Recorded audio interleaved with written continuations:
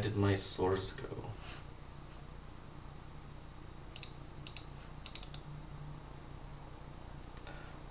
Properties, display. It's okay, there it is. Alright.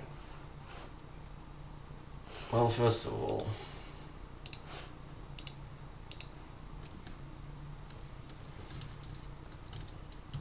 we don't need depth. What's that doing there? I don't know. Yeah, there it is. Now, today I want to do some debugging of rendering, which is always just great experience. But, you know, what you gotta do. So, okay, so specifically, let's just turn off all these rectangles. And then let's go in to the texture, wherever it's created. So it's created here. Okay, so I'm just gonna replace it with the debug texture. Okay, what's the debug texture gonna be? Atlas width is I should throw it out. Okay.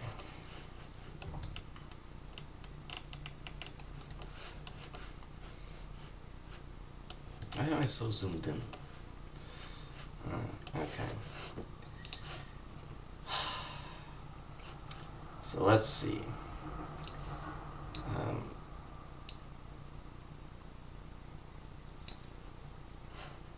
Let's just do white, no fill. Yeah, that'll do. So let's make a few of these, put them next to each other.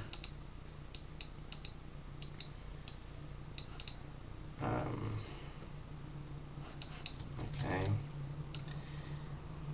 So it should be not square to be able to test things properly. Not square, and we should only be referring to it like a part of it. So there's gonna be like a 4-pixel part that's like the main part, and I guess I should just add some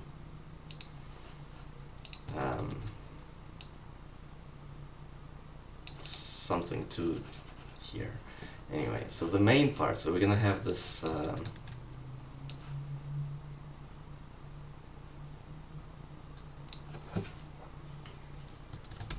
border, transparent border,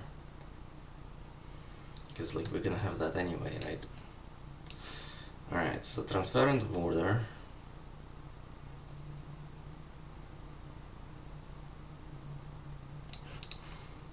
Oh god. Let's remove that. Okay. Let's move this part up. Okay, so we got what? Okay, the main part is gonna be within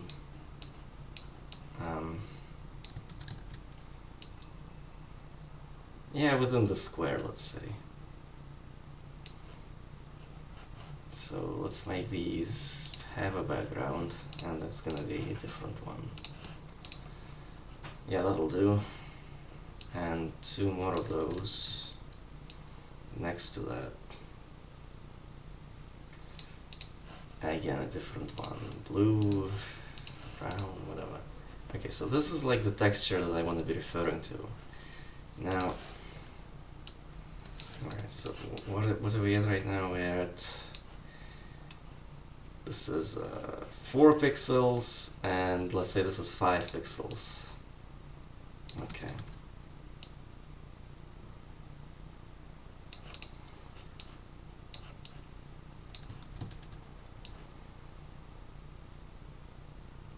Okay, so I think this is going to be sufficient debug texture.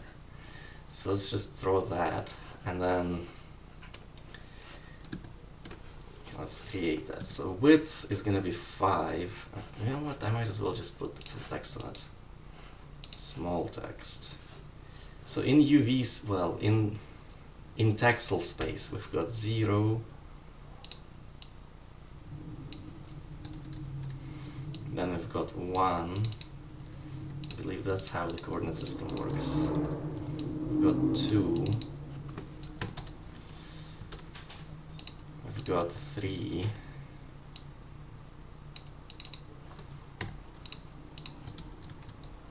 We've got 4.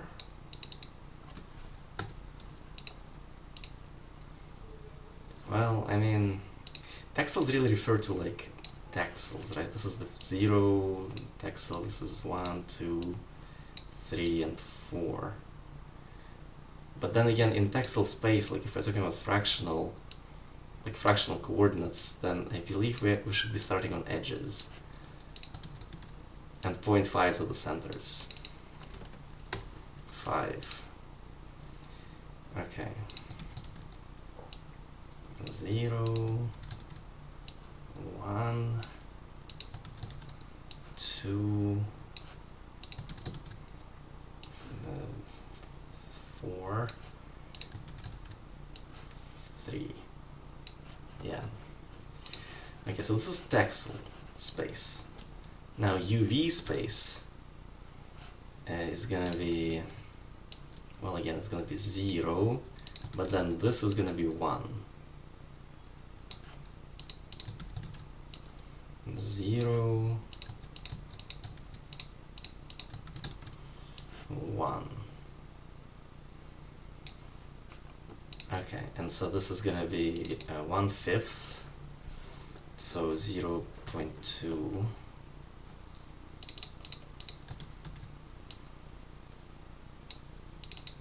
0.4,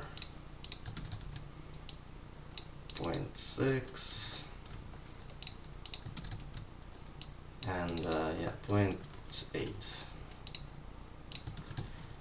0.2, 0.4, 0.6. Well, no, this is different. Yeah. Okay. So this is actually 0.25.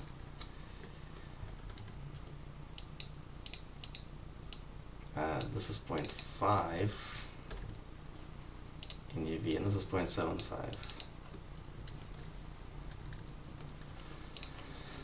Okay, and then there's going to be a pixel grid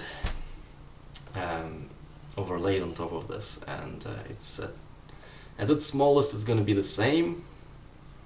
I want to test that, like what happens when it's the same, and then we'll scale it up and see what's going on there. Alright, so this is what we want. So it's a width 5, height 4. 5 atlas. Height 4 atlas pixels is I'm guessing I can just fill them in. So it's gonna be 0, like the top row is gonna be just all zeros, right? Like I'm not sure. Is this something? No, this is not.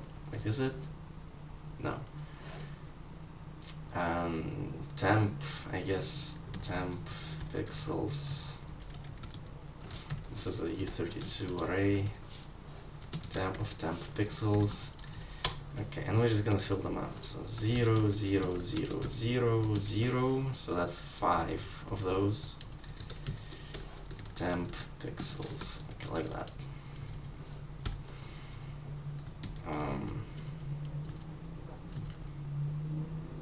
1, 2, 3. Okay, so this is the whole texture. So it's 5 pixels across and 4 pixels down. And the only pixels that filled in is going to be this one,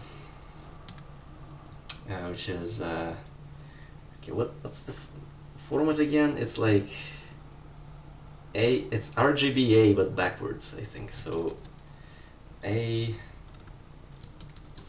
like that.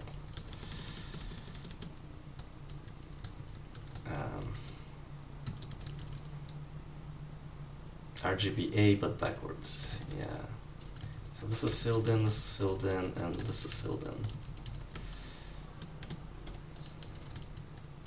Wait, it's not right. There. Yep, and then move this over, and move those over. Okay, so that's this. Except I need to change the colors. So let's say it's red, and let's say this is green, RG, right? Red, green, blue, and like brown, I guess. Let's just call it yellow. Yeah, so that. Okay. Yeah. All right. I think that should be enough to like pass the texture in. Texture viewer inputs, outputs, inputs. Let's there we go. Okay. Yeah, that looks like what I drew here. Red, blue, green, yellow. And let's just say that that's yellow.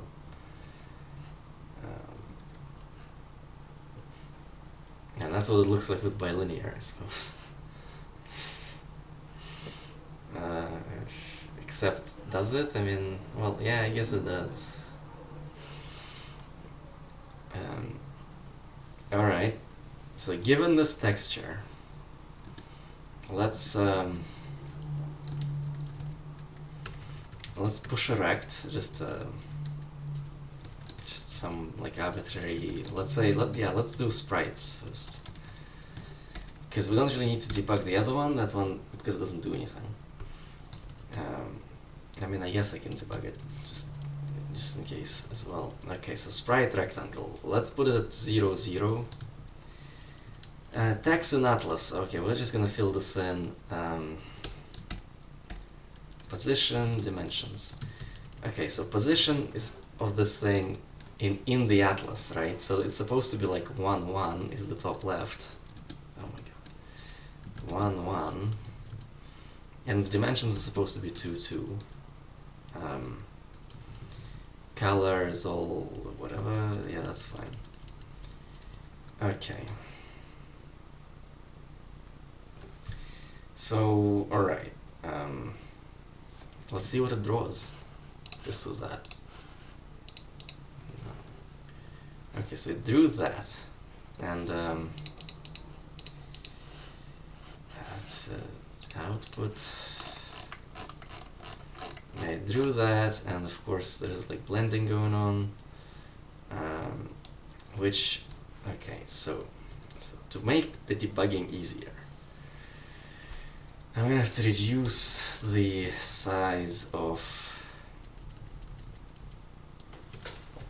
the render target. So when right here, when we're resizing them, let's reduce the size of the render target to be equal to the size of the texture. So, what's the size of this? It's 5 and 4, right? Its width is 5 and height is 4. I believe that is possible. Yeah, it is. Alright, now let's capture that.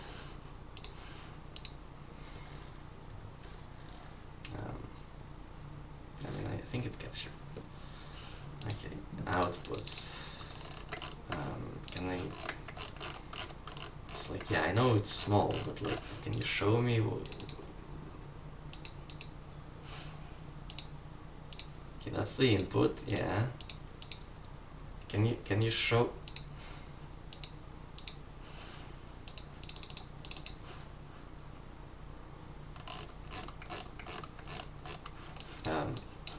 So it's in the corner. Okay, so it is drawing. Okay. Okay, and we can, yeah, alright. Alright. It is drawing something. Of course, it's... So the render target is it like outside the... Do I have to make the window that size as well, or something? Because I don't think that's even really possible. It's like you can resize this option, but Whoa.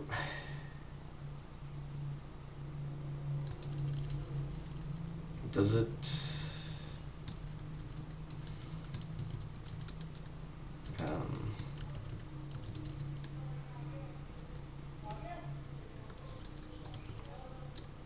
Oh, yeah. I'm also passing in window width and window height, right? Okay, so all right. So you know what? Let's just do. Actually, is there a way to like revert changes in selection? Revert selected ranges. Yeah, there is. Whatever this returns, let's just set window width to 5 and the window height to 4. I just pretend that it's that big. Okay, now let's launch. Capture. I think it captured. Okay, so alright, interesting. Well, let's look at the... So they didn't really... Yeah, they didn't have any instances there.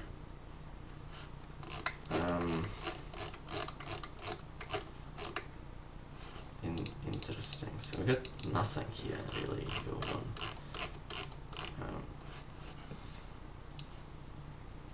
Yeah, that's correct. Position offset is 0, texture position is 1, dimensions is 2, color is that. Output is this. So 0 ends up at 0. And then there's a bunch of this stuff. Okay.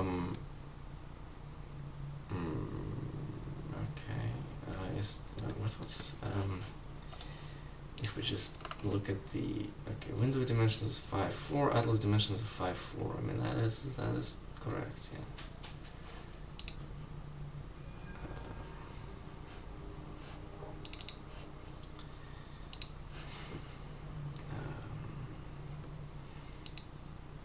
0.2, 0, 0.02. Is the size of the window somehow like still applicable here? Like that's a little strange. How?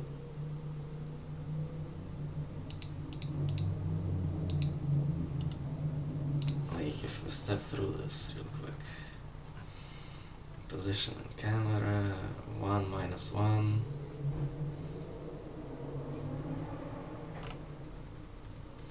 So what's this vertex ends up being? It's 0, 0.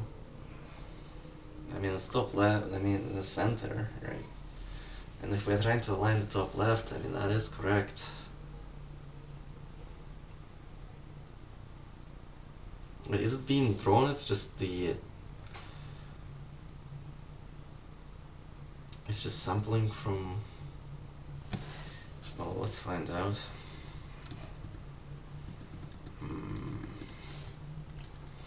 So this is a sprite we're drawing, right?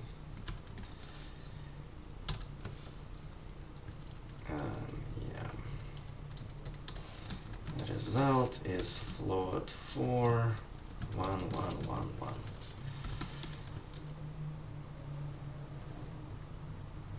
Alright, that's still not... Okay, so the pixel shader will just always return 1.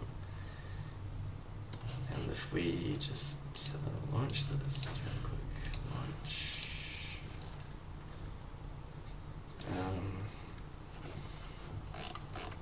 Yeah, the fact that it's like in the corner.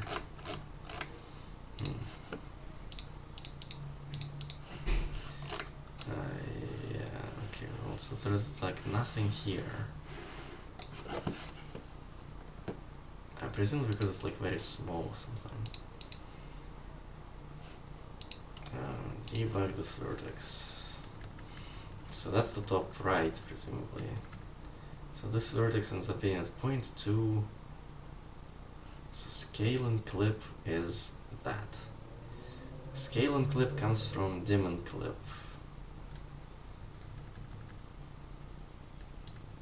Which is 0.2. Input, text, atlas, dim, camera half... Oh, yeah, camera half span. Camera half span. well, let's make it 2.5.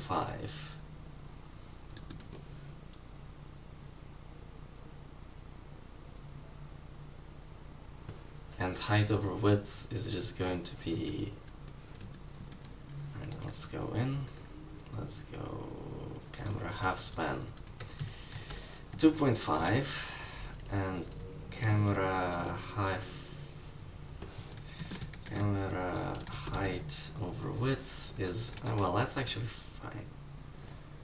Alright, let's draw that. Okay. I think it captured. Yeah, it did. Okay, now we're drawing something. Okay, mesh. Mesh. Yeah, this isn't. Oh yeah, because we don't have a vertex buffer. I mean, we can look at the output. There it is. Ah. Alright. Interesting.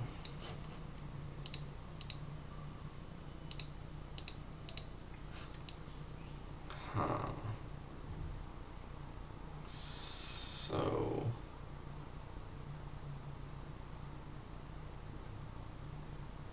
I mean...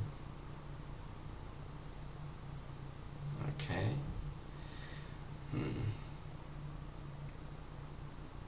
So if we just shift this thing to the left, because we're aligning the top left, right? So when we specify the position, that's the position of the top left.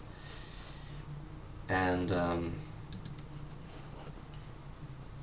we kind of want this, so this is like our 0, so minus 1.5.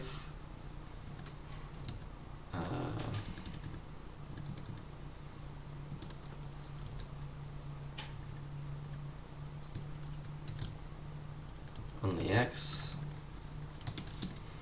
and so this is our 0, then minus 1. Well, we're going up, so 1.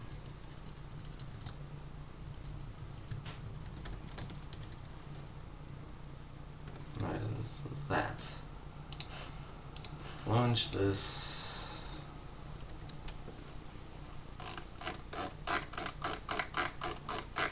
Okay, there it is. So drew something.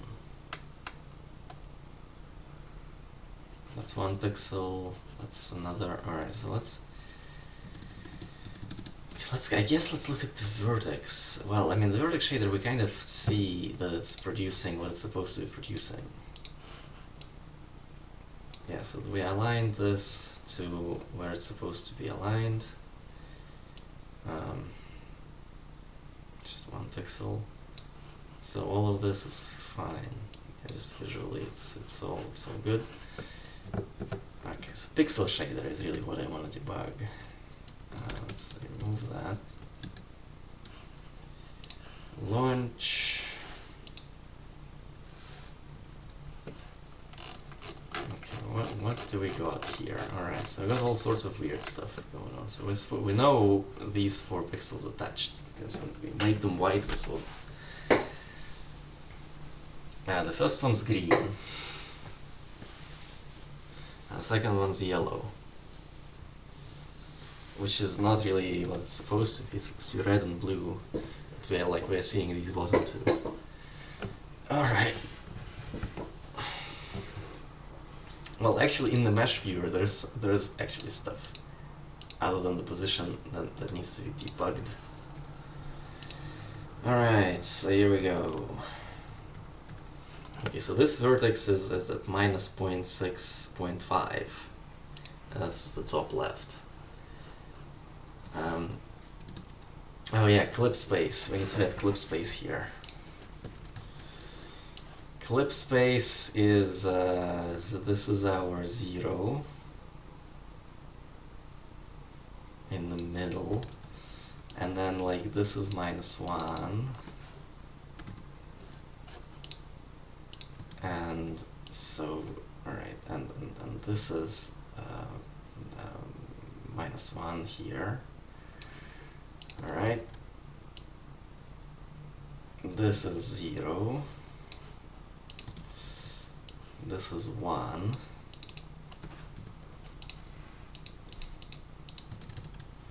And this is 1.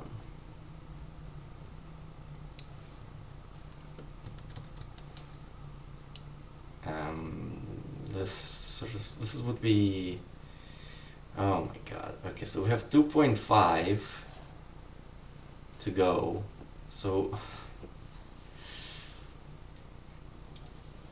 well, alright, so we got 5 total steps that span a range of 2. So each step spans 215.4. So this is minus 0.6. And this is minus 0.8.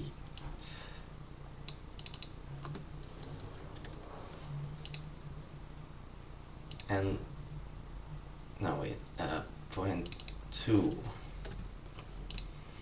And so yeah, and then this is 0.2, and 0 is in between those. 0.2, and this is 0.6, and that's 1. Okay, and here we've got 4 total steps that span the range of 2, so it's half. We're stepping by halves. Alright. So then this would be 0.5, and this would be negative 0.5.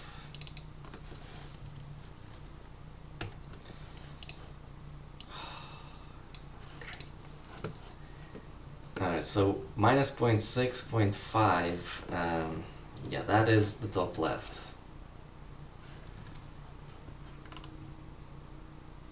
And I mean, while we're here, might as well look at the other ones. Go in. So we expect this to be what? 0.2, 0.5? Yeah, and it is. Let's check this out.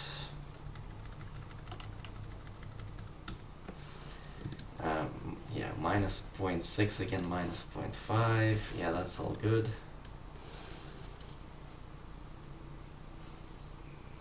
And last one.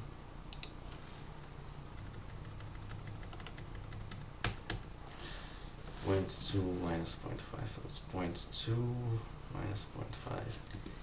Yeah, okay, well that part at least is fine. Now let's go back to that first one. Alright, and UVs, alright, so we are aligned. So right now the pixel grid and the texture are the same. So this is clip, this is texels, and this is UVs. Maybe I should put that text here. Clip.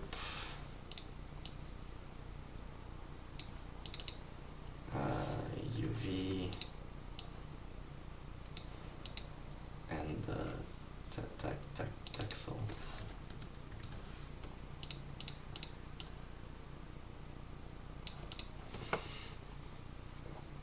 Yeah, that'll do. I mean, maybe, I don't know, maybe we'll move it here.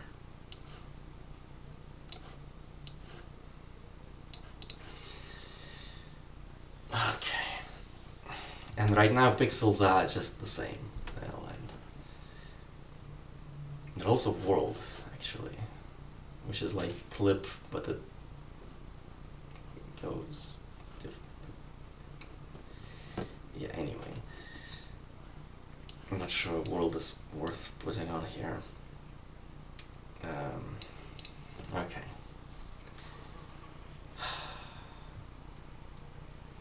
UVs. So for this vertex, I'm essentially working out 4 points around it, such that when we go through the pixel shader, we've got these 4 edges interpolated, like these 4 corners. So how am I doing that? Okay, so this UV is 0, 0 apparently. Well, that's the reference. Hold on, we need to transform it. This real UV is 0.2, 0.25. that corner, which is correct. I'm well. I mean, I think it is anyway. Dimension in pixels is 2 by 2. That is correct. Pixel half UV. 0.1. Okay.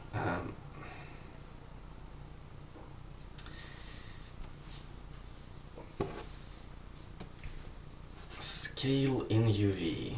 0.4. 0.5. Well, 0.4 refers to 2 out of 5 and yeah, so this is correct. Okay, pixel half UV. So 0.1. 0.1 is supposed to be like this distance. So when you go 0.1 in UV space, that's half a pixel, that's half a texel. So yeah, so half 0.1. Yeah, that seems correct. Yeah. So out of position, well, we already know that's correct. Okay, output UV top 0.125 top. That's like here. Okay, well, I mean, we are trying to work out this edge, like this edge. Okay, so I think these will be worked out correctly. Left is 0.1, so like here. Bottom is 0.375, so that should be here. And right is 0.3, which is here. Okay, I mean that's check out. Okay, let's go into the pixel shader now. History, debug pixel. Okay, what do we even get in here? Okay, position 1.5, 1.501. Okay, well 01 we don't care what. So pixel space and texel space are the same right now, right? Pixel. I mean screen pixel. There, they're the same.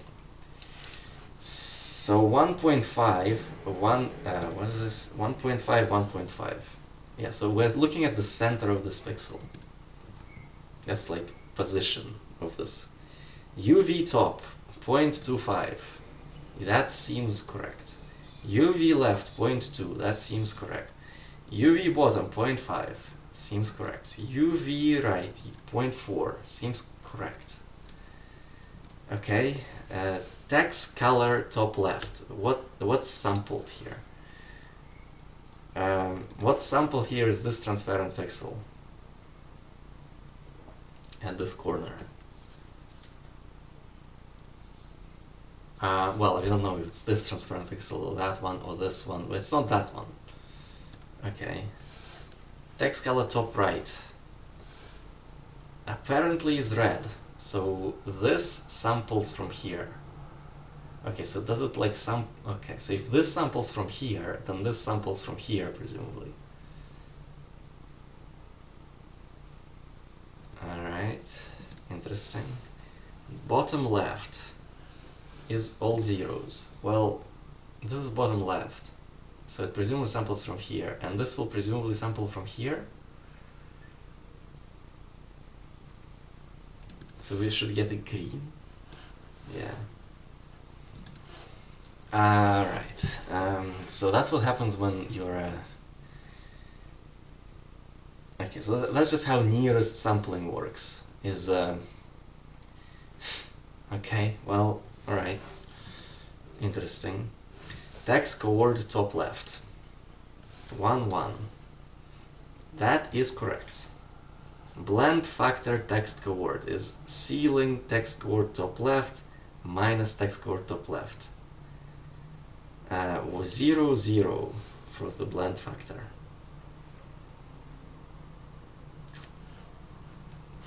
Okay.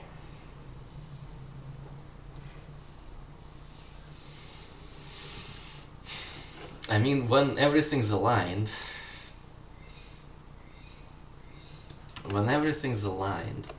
is that what you expect or not?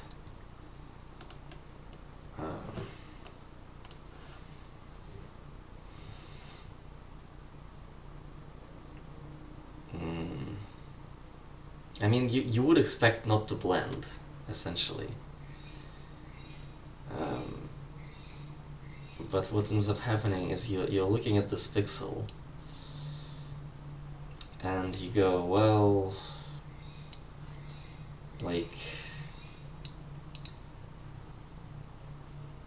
this is our top left.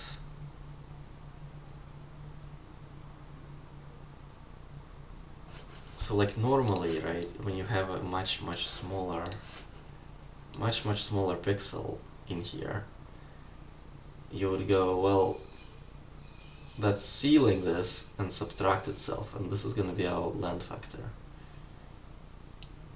When you're aligned, exactly, it's like, well, it's sealing this, subtract itself, you get 0.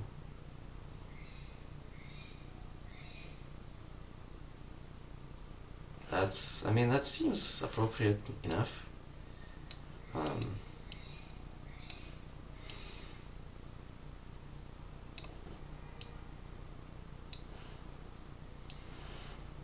And like 0 essentially like 1 means you need to pick the right pixel.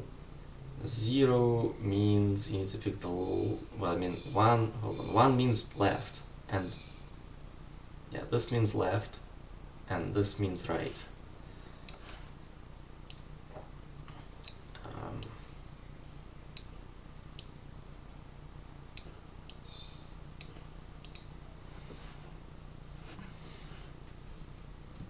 And what do we actually do with this? Here. Well, pixel dimension.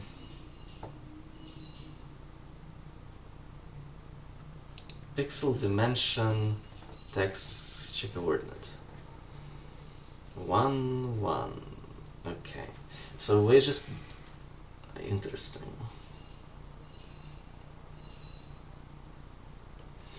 So we're subtracting right and left and bottom and top to get. Okay, so this first part works out. Okay, alright, okay.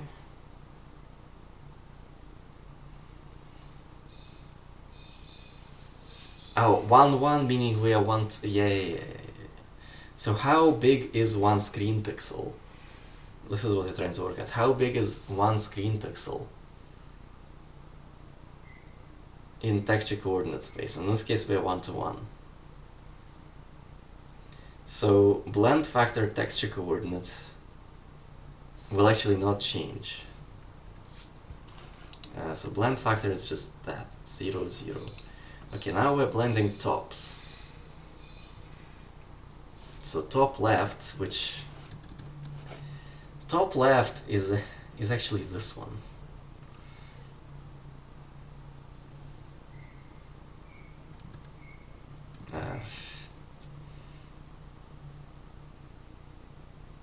Blend factor X. Okay, so we're blending the two top pixels, which is, remember, it's this one and this one. So this 0 times top left plus 1 minus times top right. Well, top right is the red one. Okay, so far so good actually. So blended top is just red. So yeah, so this blended with that, blend factor 0, we picked the right pixel, so we picked the red one. Blended bottom, well, it's gonna be the same, we're gonna pick the right one, right? So blended bottom is just green. Okay, now this part.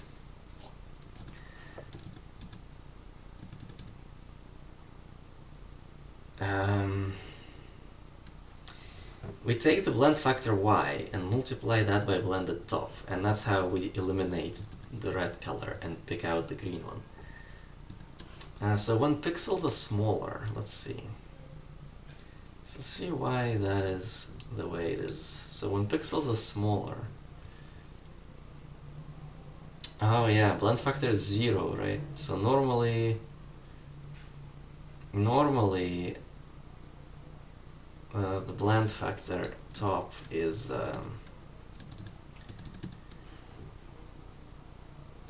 blend factor y. Yeah, it's this ceiling subtract itself. and what you get is how much you need to attribute to the top. Like when you're halfway through like this. So this is the blend factor. And when you're aligned, now you just pick the bottom, because you kind of assume that the bottom will be the correct pixel. But when the pixel is the same size as the texture, then it's not quite so clear.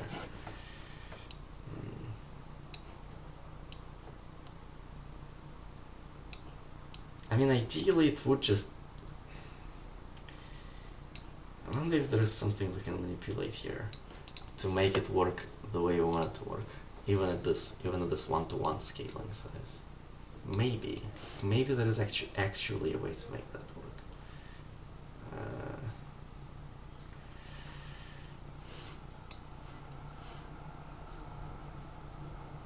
I mean, given how it samples, like...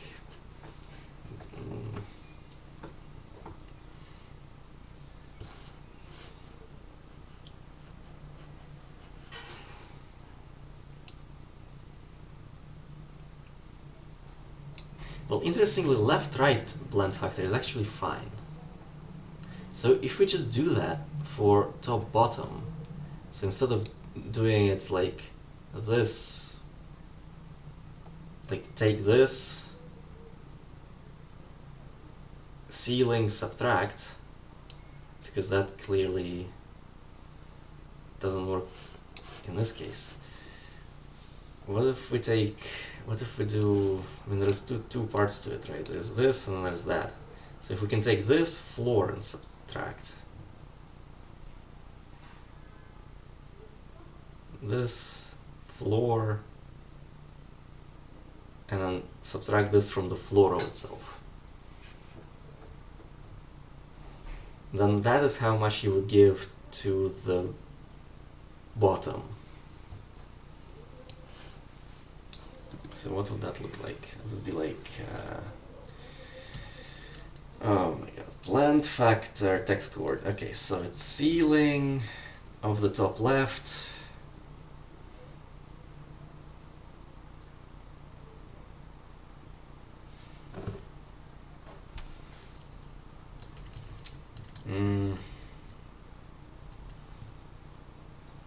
Okay, so text coord left. Let's just split them. Text coord left is UV left times atlas dim x, like that. And float to text coord bottom. Well, that is interesting. Like, hold on. So the left works because once it aligns. So, because in this case, no, because the nearest samples from the left. I think that's why it works. If it just happened to sample from the right, then it wouldn't work. But it happens to sample from the right. That's the rule. Okay. Input UV bottom times atlas dim y. Okay, so we've got left and bottom,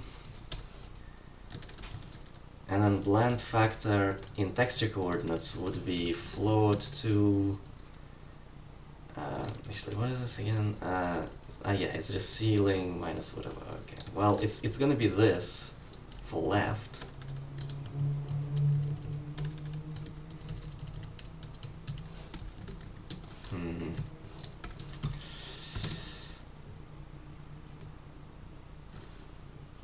And it's gonna be text coord bottom minus the fluoro itself. Okay, so text coord bottom, like normally it's like, okay, so text coord bottom minus the fluoro, so that gives you this part, and just one minus, essentially.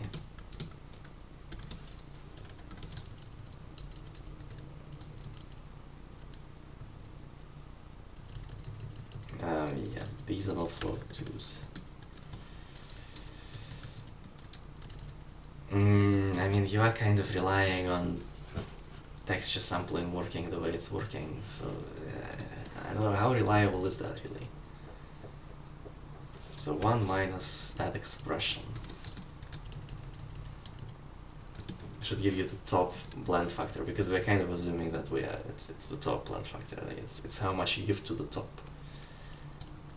So if we just do it this way, then already we kind of probably will see something appropriate. Yeah. So this gives us the appropriate texture.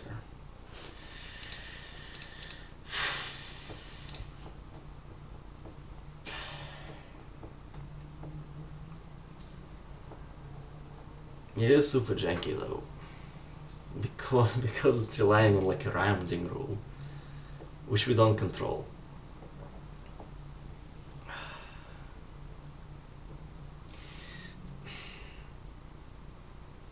And who knows what, like, is the rounding rule defined by DirectX, or is it defined by like the driver? I mean, DirectX has fairly strict requirements. Like, I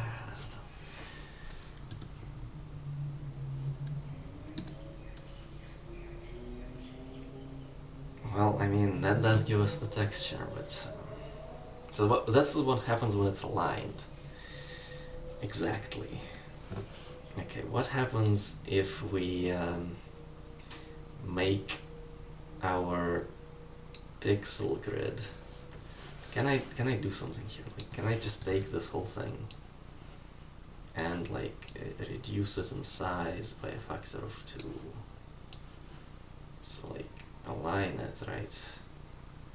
Say we align it, and then I want to reduce it exactly by that much, and I want to move it out, and I want to set all of these to transparent.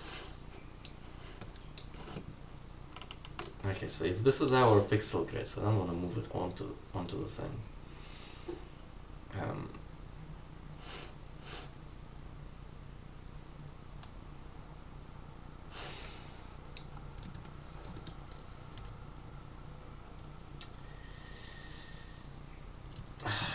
So let's put a note here.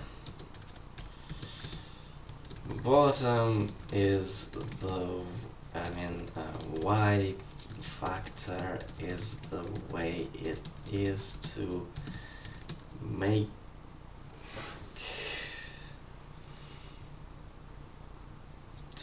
it work for the cases where pixel grid is the same size as the texels. Yeah, let's just say that for now. I mean, I guess I could to do. How reliable is this blend factor calc?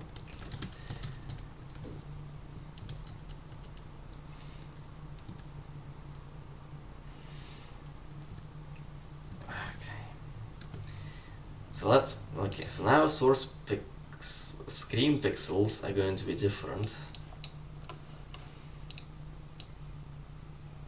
They're going to be that, oh god. They're going to be this grid. And I'm gonna make that work simply by making it so the half span is 5. That'll scale it up.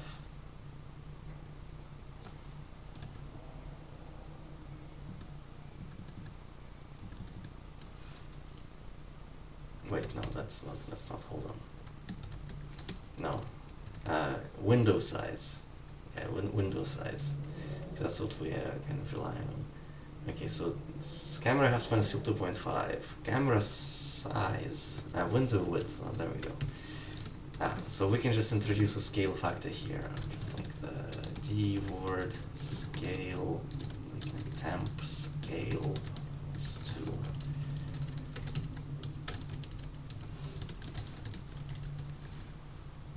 2. Okay, so the window is like twice the size.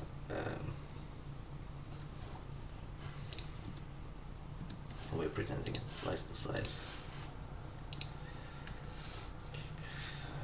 That and so you should see the same thing, but now there is actually twice as many pixels.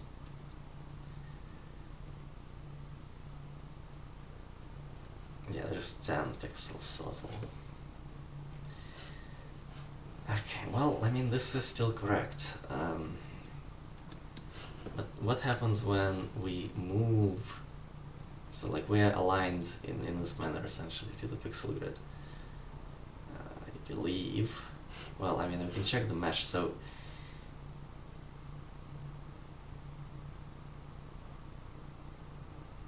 well, actually, clip space coordinates are still the same, right? I mean, we can see them here being the same, so...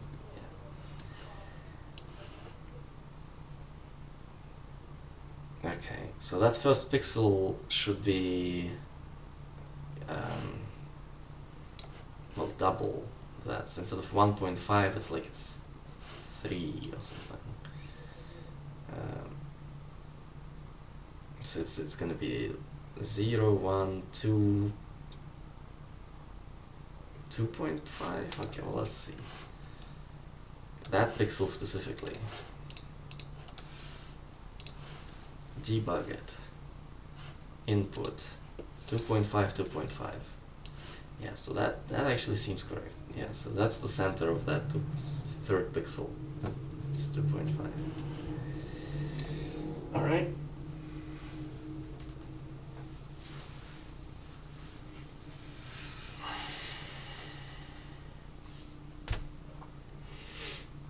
And now, if we just take one of these, so it's aligned exactly here.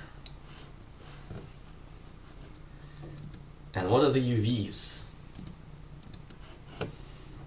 0.25 for the top. This should be between 0.25 and 0.375. 0.2 and 0.3. 0.2 and 0.3. Okay, well that does check out. Yeah. What's the blend factor? Okay, so blend factor ends up being 0.5. What?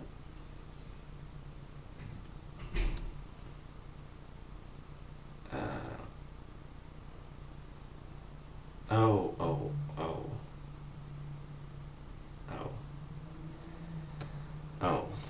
Okay, well, 0.5 is clearly not correct.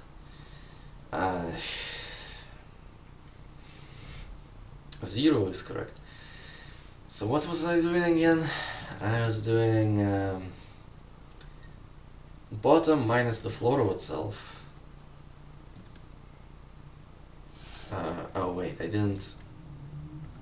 Oh, there's blue. 0, 1. Yeah. Okay, well that is correct.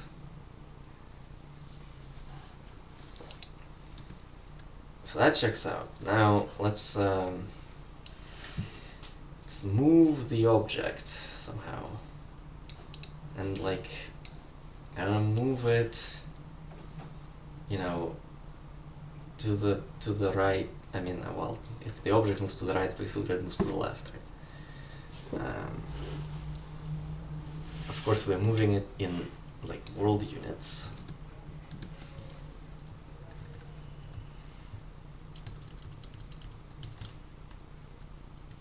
So -1, let's put it at -1. So that's half a world unit, which is 1 pixel. Which is 1 pixel. In this case, half of a world unit is 1 pixel. So this should still be aligned.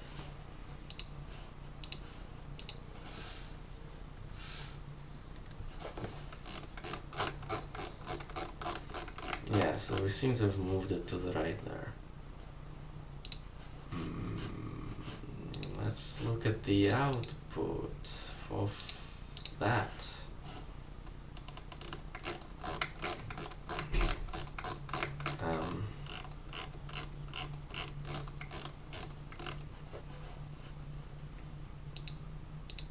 I mean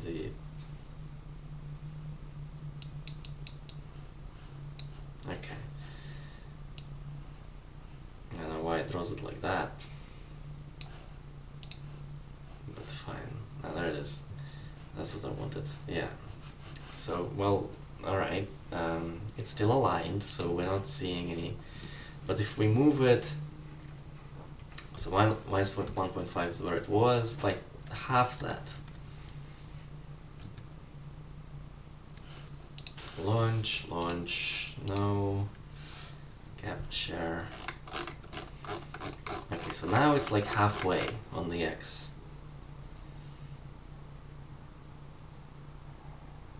Now it's halfway on the X, at least. Well, let's see here.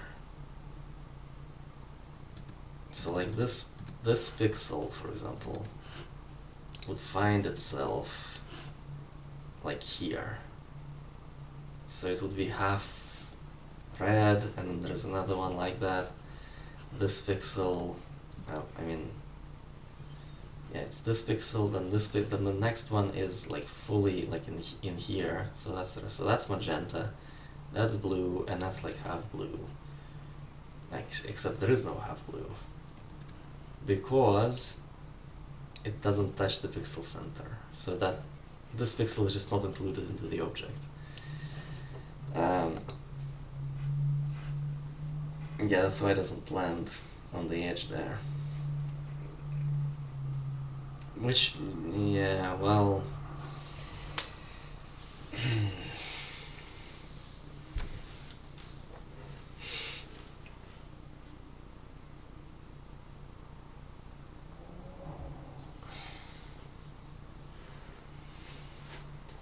yeah, we would have to stretch the object itself out to let the GPU know that, well, actually, you know, just include this pixel in anyway. Yeah, so that would need to... we would have to say that, well, this whole thing... like, we would have to include this border and say, yeah, this whole thing is actually the object.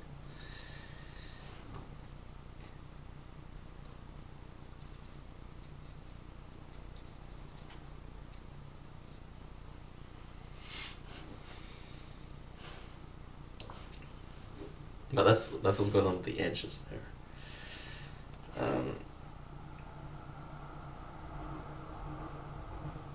Of course, if we did that,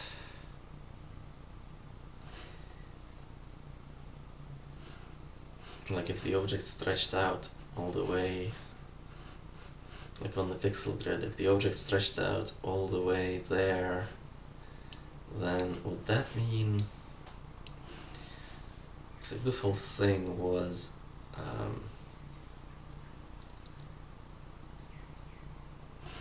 maybe I should just give it a different color.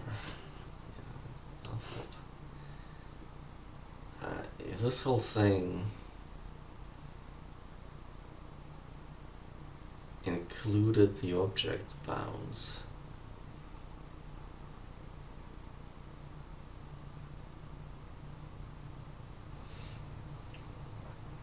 so let's say the pixel grid was in this arrangement.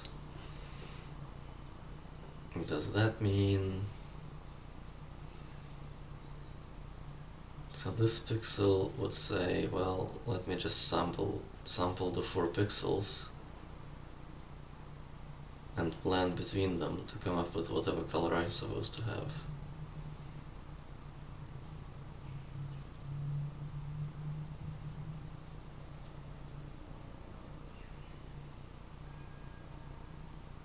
And because of our blending technique, we might end up sampling the adjacent texture, so that's why there needs to be a 2 pixel gap between textures if we're gonna do that.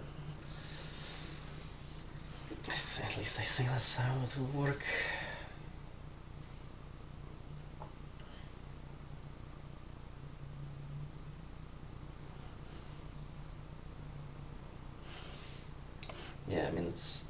when it's aligned, it samples in this manner. So like if this pixel was included into the object, it would sample like that. If we were aligned, that is. Now,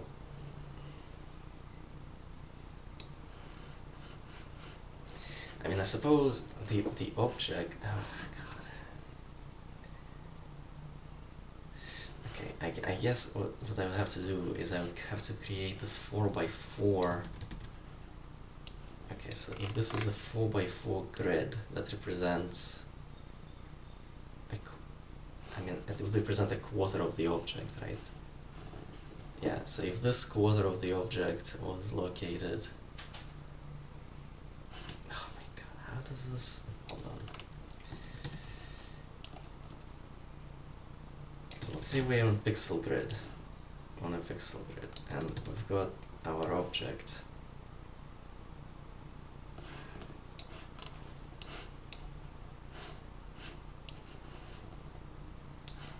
Can we like select more than we can?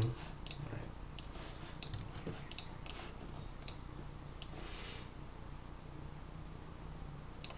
Okay, so if this was the pixel grid touching the object, then exactly how would I arrange it such that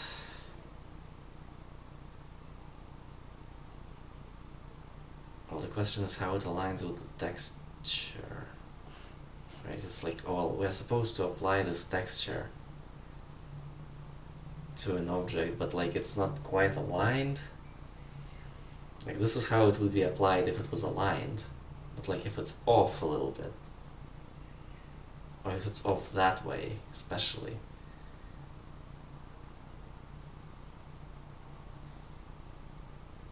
I mean, I guess right here you can kind of see that once we work out our object bounds, all these pixels end up included, and then we start sampling, and some of these corners might sample one of these pixels that's like outside. Yeah, okay, alright. So if the transparent border is included into the object as a part of itself, then there needs to be more buffering between the textures.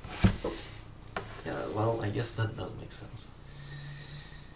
Okay.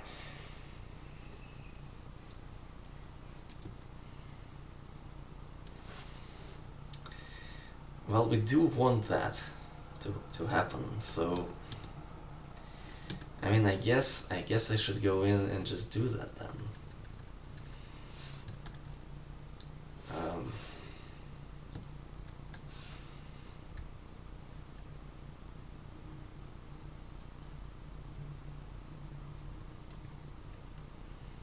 Well, I mean, we're not even really debugging that part right now. Well, I guess I can put it to do here. Wherever we do the padding,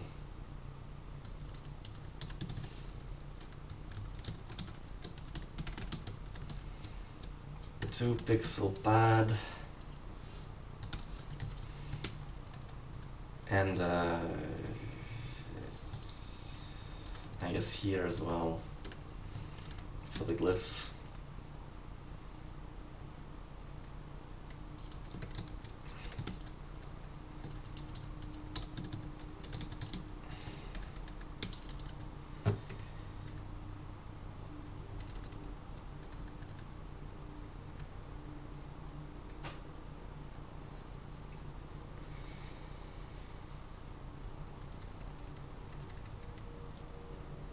Okay, because we're going to be including that transparent border.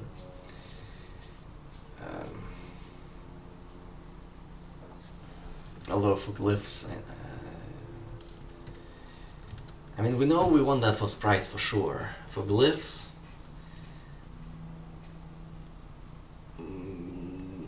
it's like, well, text, I mean, that's the thing about the game, right, is that text moves around, like damage numbers and stuff, so you kind of also want that. Although you might want to have special glyphs for damage numbers. That. Although, well. Okay, well, question mark. I have a question mark there. Because of that. Okay.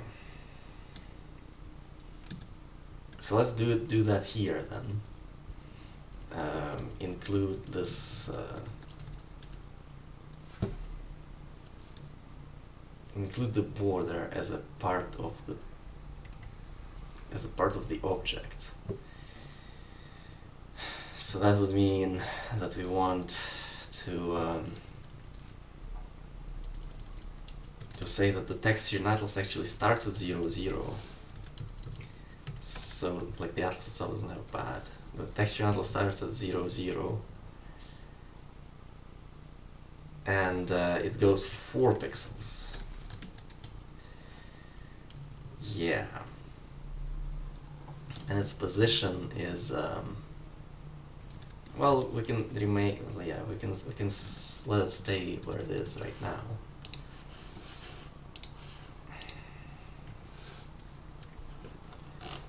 Let's look at that. Yeah, so it moved down because like we've got transparent pixels going on here. We can move it further to the left by like 1 world unit, I guess, and 1 world unit, just 2 pixels.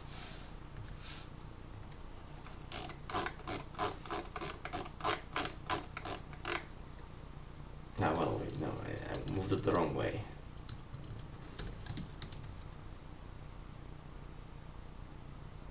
It's 4 pixels. Well, let's launch.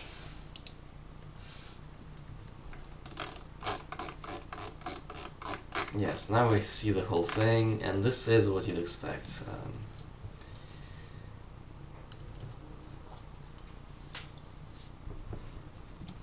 So our reference is 0, 0, which in source pixels are 2x, this much. So 5 pixels in, like 5 pixels in would be the center.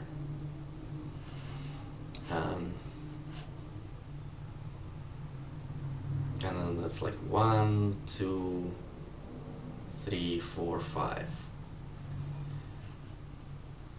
And yeah, I just want to move it, and I moved it by minus 2.25, so it's like 1, 2, and then a quarter from the center. Okay, and if we move it by a different factor, 1, 2, and then a quarter, well, it's like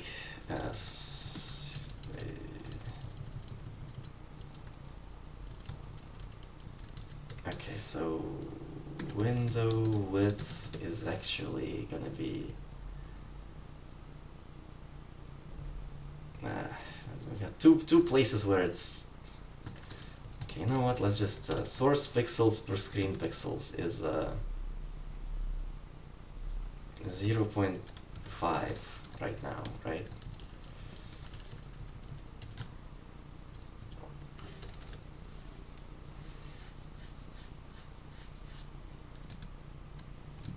No, well, again, we're moving by world units actually, so it's more like 1, 2, whatever.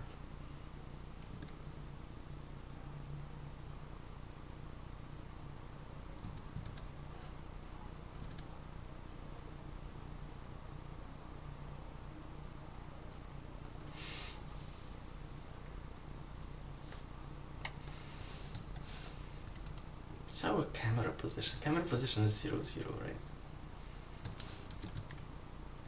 Yeah. Yeah, it is.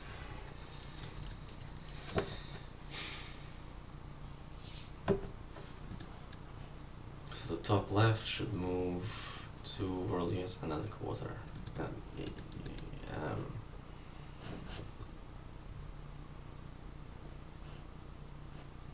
this is where the top left be 1 unit, 1 world, 1 world, 2 world units, quarter.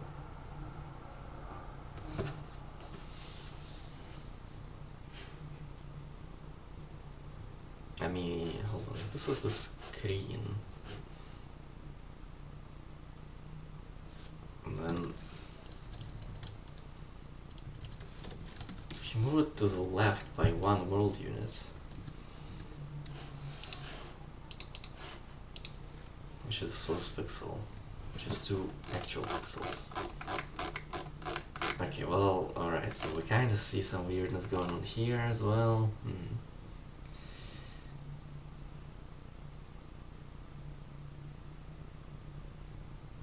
Presumably because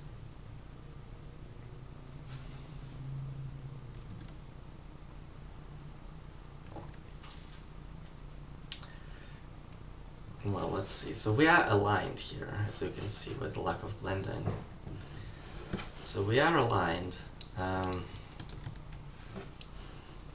but like what happened is we went bottom, so we sampled this sampled green presumably, but the rest of them sampled transparent would be my guess for that pixel.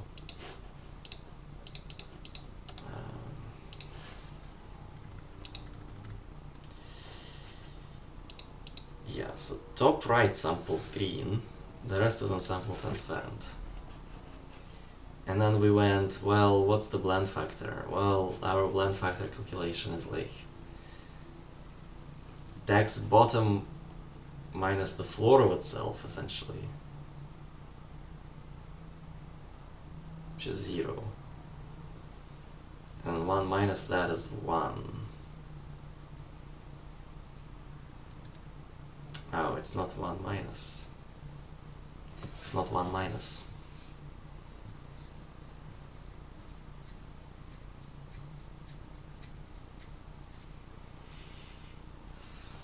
At least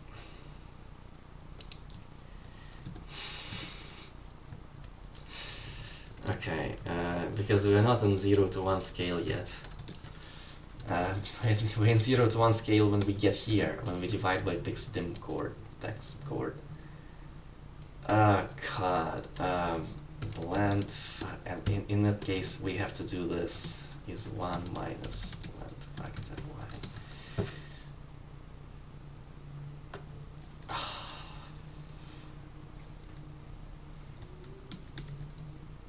If we have to flip it at once we're in 0 to 1, then we have to flip it.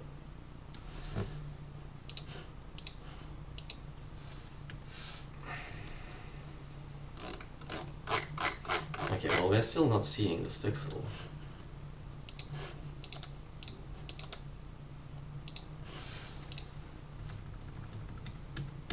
Okay, blend factor text coordinate is 0. Okay. 1, 1.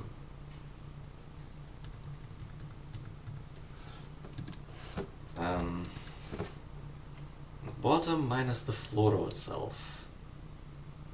So this part, which does end up being 0. So 1 means you keep the top, right?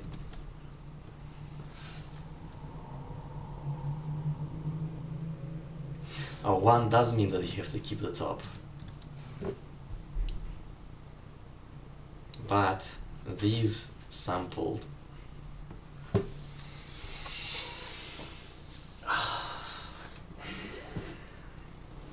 these all sampled nothing, and we kept the left.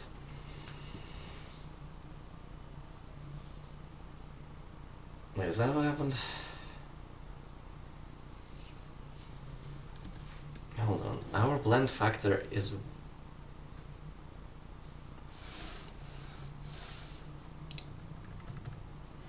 1, 1, 1, 0, 1, 1. Left to right is 1. which means keep the left.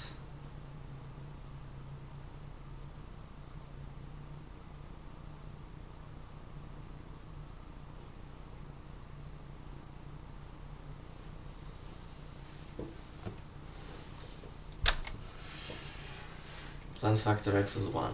Yeah, it means keep the left. So that the green gets knocked out. How is blend factor x 1? The x coord left. Okay, if this is some kind of like, what's the x coord left? 1. Ceiling of 1 minus itself is apparently 1. Okay, so it's slightly bigger than 1.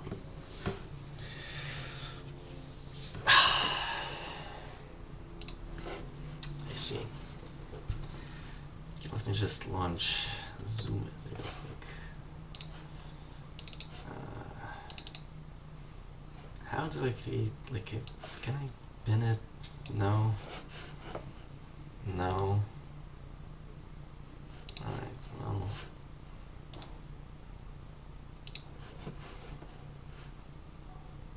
Well, you can run it at startup.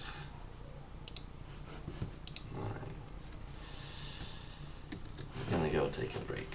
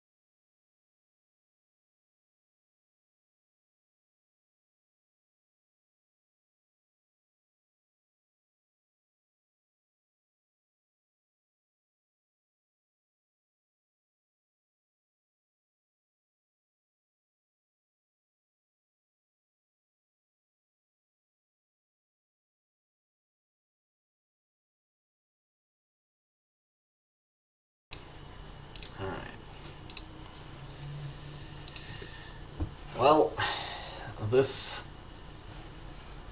situation right here, where, you know, 1 ceiling minus 1 equals 1,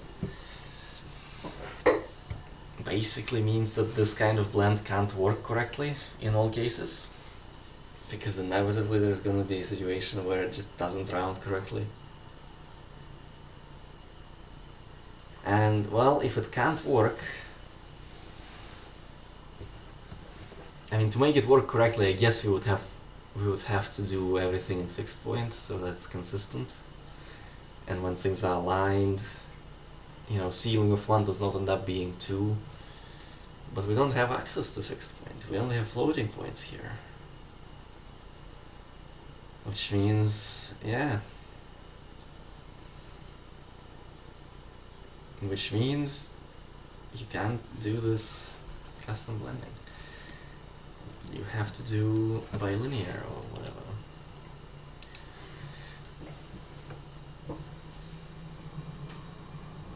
I mean,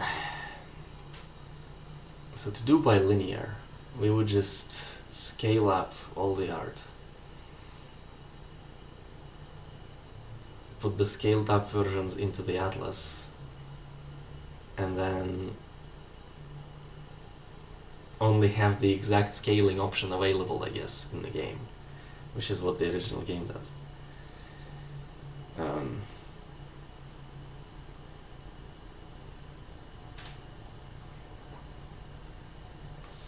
Well, I mean, I guess we can just go and do that.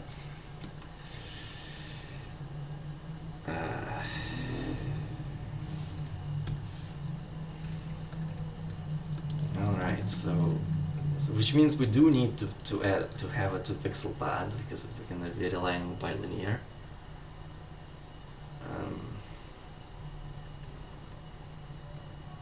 And do we need a 2-pixel pad here? Well, if we're rendering glyphs individually with yeah, actually. So we're gonna have to have a 2-pixel pad everywhere. We're gonna have to have... Okay, so the 2-pixel pad will fix the jittering, and the custom blend is just going away, so this is not relevant anymore.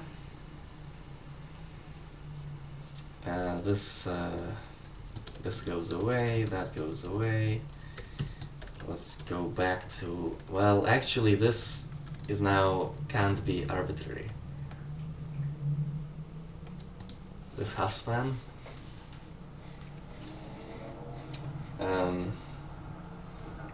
It would have to be a scale factor. Yeah, alright. This would have to be a scale factor. Question mark. And since everything's being drawn just with bilinear filtering at 1-to-1 with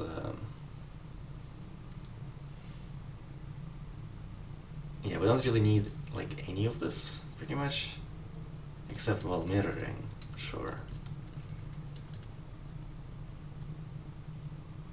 Like if we compare this and what's the other one, screen? Well, actually this is world units, that's pixel units. No, we still need, yeah, we still need 2 separate sets of rectangles and sets of shaders.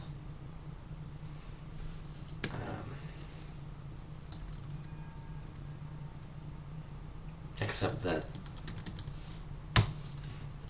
the pixel shader here will just be, you know, that essentially, and they're gonna be using the same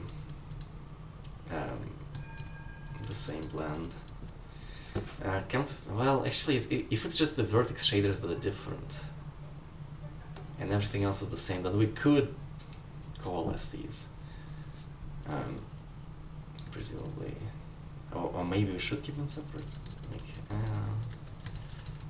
I mean, alright, so let's see. This is how it's working out so far. That.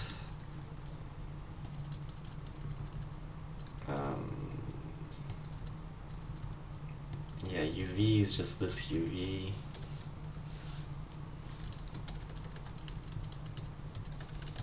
That. So that's all we would do for sprites. Okay, so this back pix, half pixel, whatever, that we don't need that anymore.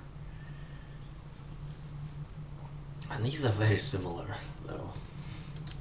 So the only difference is how do you do the transform. Yeah, I should probably put them into one shader. What's that shader gonna be? Well, they are essentially identical from. So there's our camera half span, which is gonna have to change probably.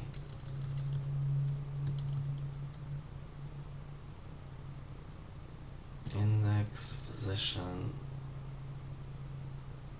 offset.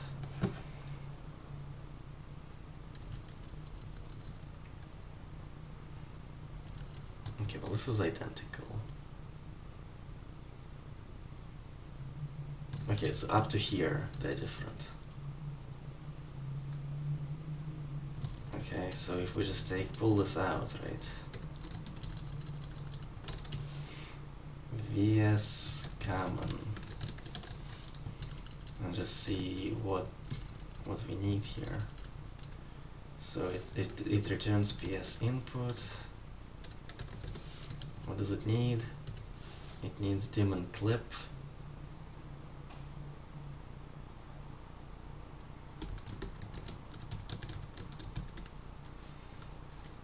It needs, well, it needs input.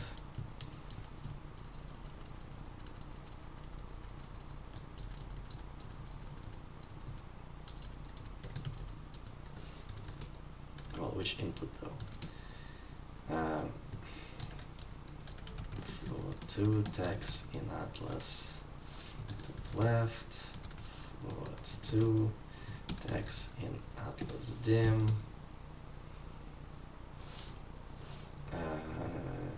Index, what is that, uint or something? Uint.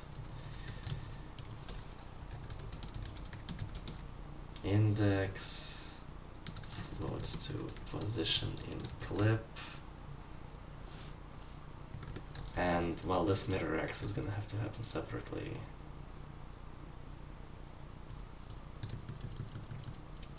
Yeah, well, actually, if we're mirroring, then, like, the input UV has to change. So, God.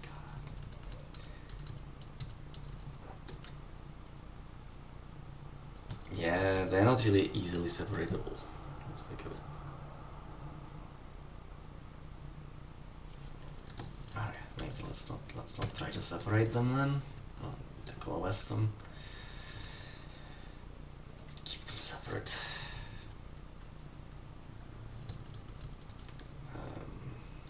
Yeah, it has some advantages, I suppose. Although now that whenever the C buffer changes, it has to change in like 4 places.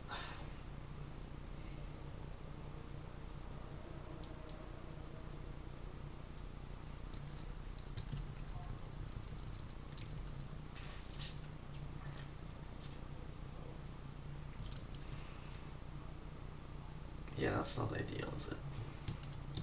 Okay, well, maybe we just take this then. We just say this is VS sprite.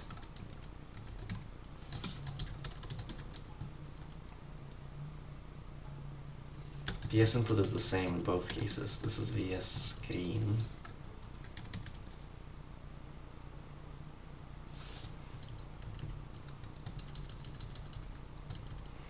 VS inputs right. And this is VS input screen.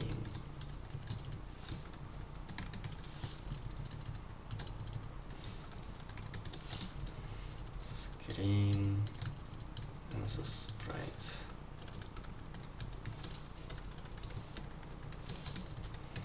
And PS is the same in either case.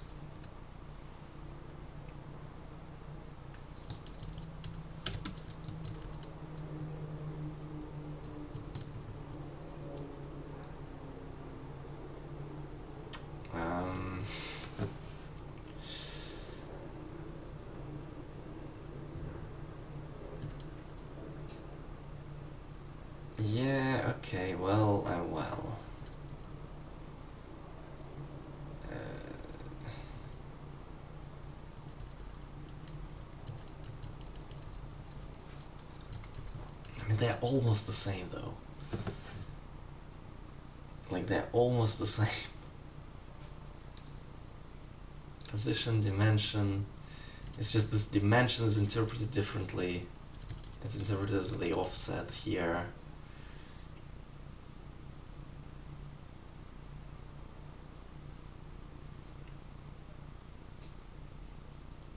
Because we don't really need dimensions.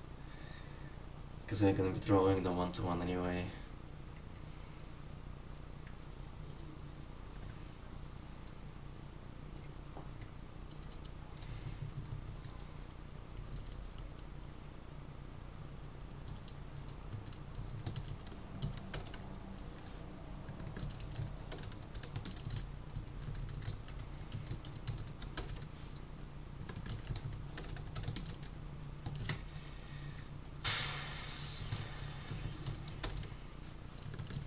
They're like almost separatable, just not quite.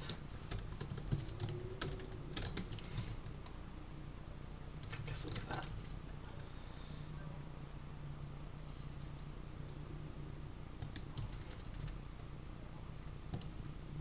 Now there's also color. I'm not doing color for sprites.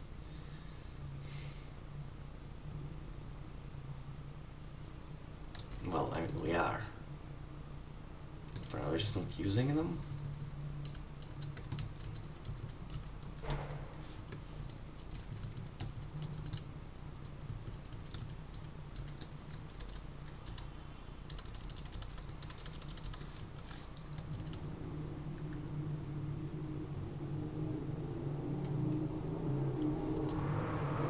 Yeah, let's just remove it. There's no color for sprites. Okay, well, okay, let's just say they're separate enough, but at least now we have this buffer in one place, so that's something. Okay, so... Okay, now we're back to having just the one file. This file can be deleted.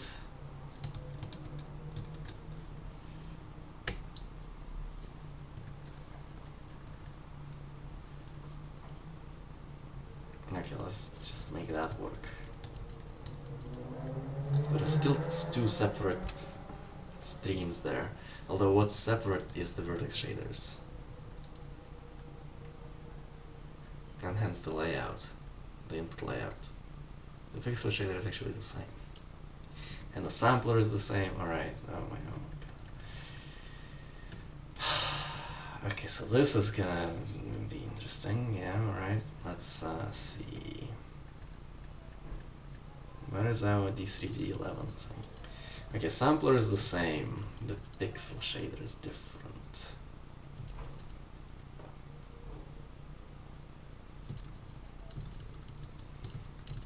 Alright, so let's take these rects. Okay, so everything that's on top is essentially like common to everything. Sampler is one of those things that's common to everything. VSPS is, there's three parts to it. Layout and V-shader, okay. Let's just call it VS. Okay, layout and V-shader, those things are going to be different. Pixel shader is the same.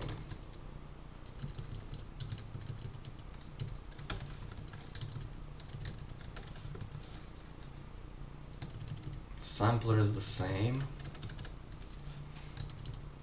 Vertex shader and layout are different. And we're storing different things, so... Yeah, sprite rect, by the way, does not have color anymore.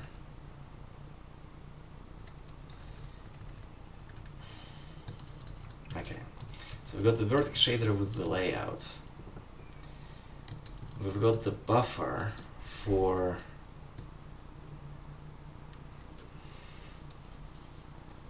this storage, and we've got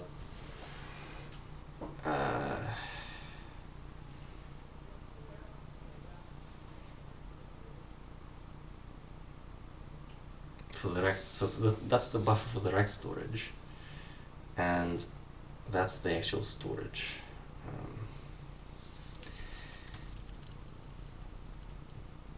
Yeah.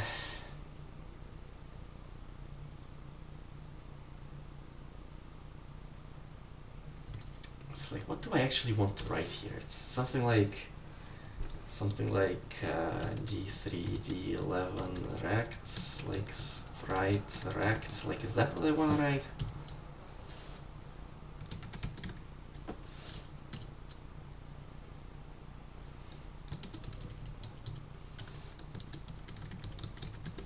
Because I mean, that is achievable.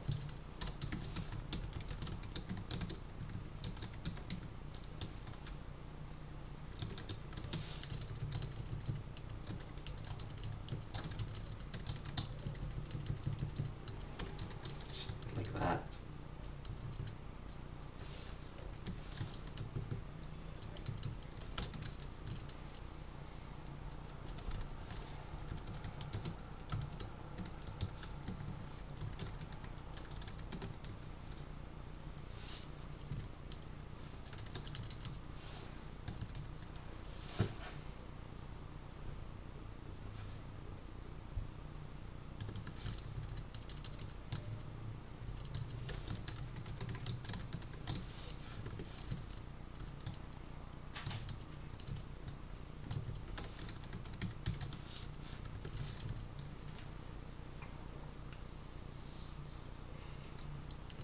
Well, I mean, that's about as good as it's gonna get, I think.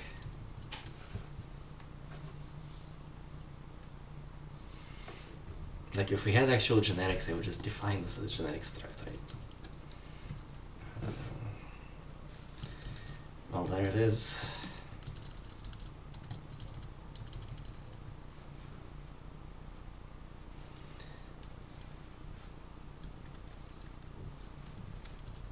Okay, so there's our rectangles.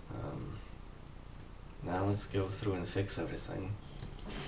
Okay, so this thing returns VS only. Device, arena, description, count, file name. Okay, well, oh my god.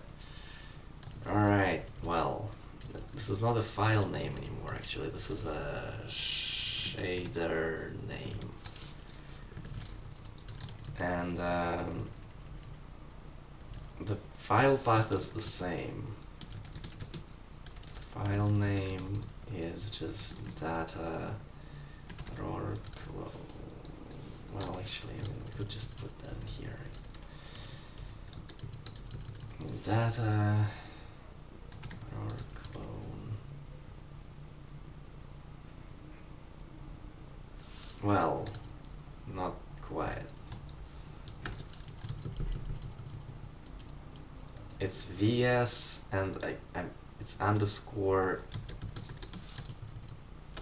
shader name. It's like that. Yeah, okay. So this sprite HLSL is actually just raw clone HLSL. It's just this underscore VS needs to change to underscore VS, right?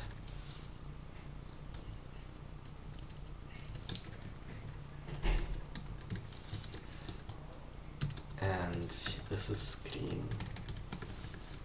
Sprite screen. That.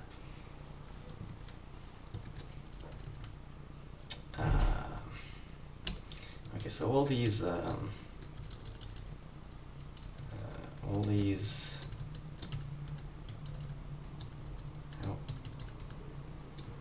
wow, all these binaries, right?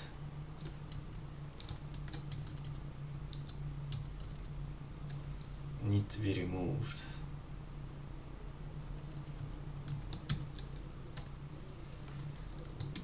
Alright, remove the binary. So there's 3 outputs that we actually expect to be placed there.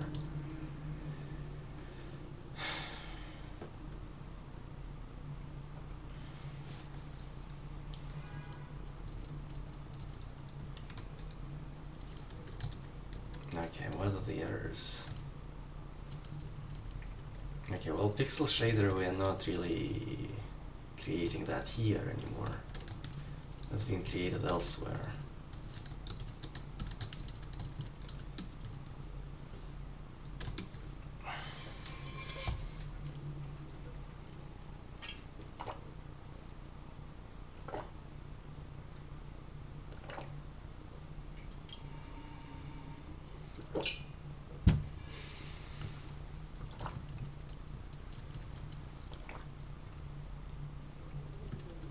Yeah, that's fine. Destroy.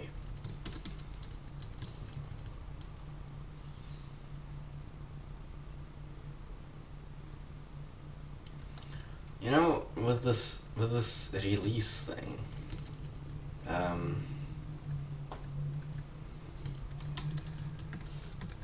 D3, D11, destroy.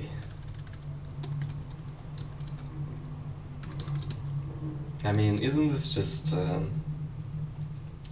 XLP V table release X?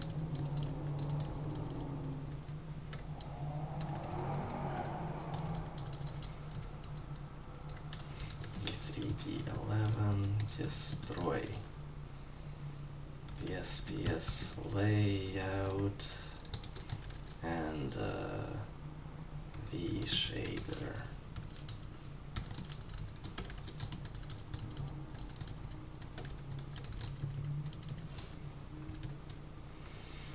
Layout will be table release. Alright, so that's good. Okay, so now this part. Draw rects. Okay, so VS is just VS.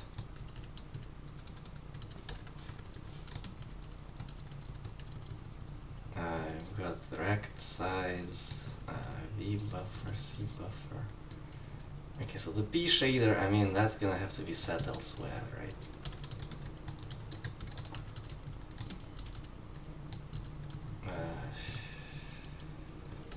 ES layout, ES V shader, triangle strip, set vertex buffers. I mean, it doesn't.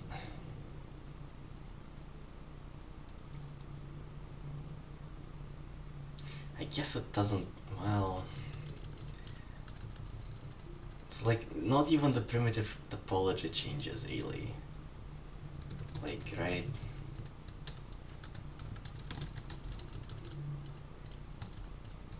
It's just this layout, vertex buffer, and like that's, and vertex shader. So this doesn't need to happen here.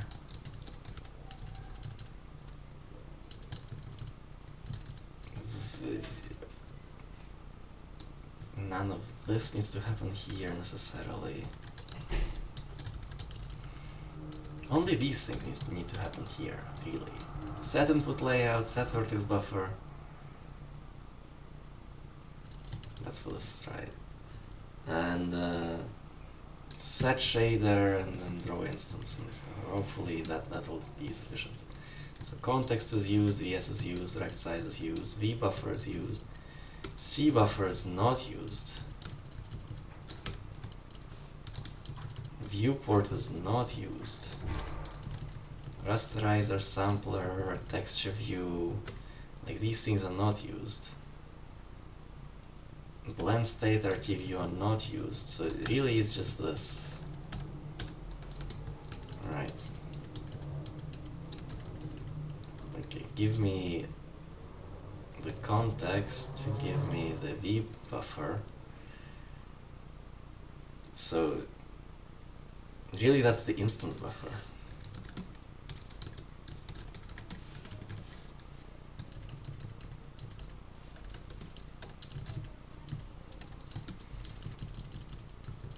That is the vertex shader and layout, and the rect size and rect count. And that's that for draw rects.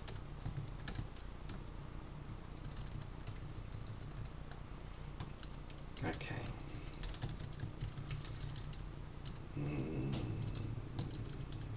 VS is that. So there's no color anymore. Okay, so right here then VS is that. And yeah, so this name is sprite. And alright, and this name is and this name is what? Screen.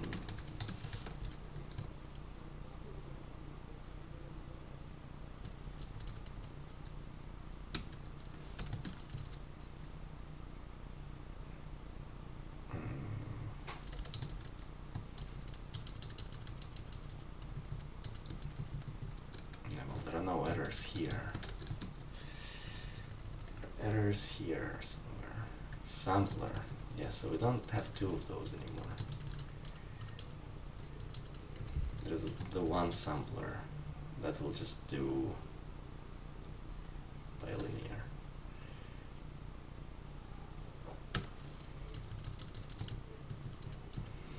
Filter, min, mag, linear. I mean, just turn on linear for everything, like whatever.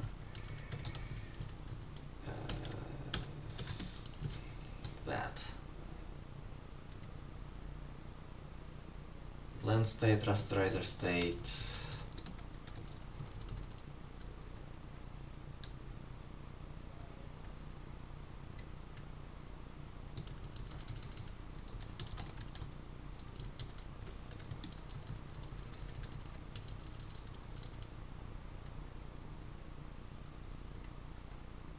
Yeah, so all these things need to happen somewhere. Oh yeah, so pixel shader actually.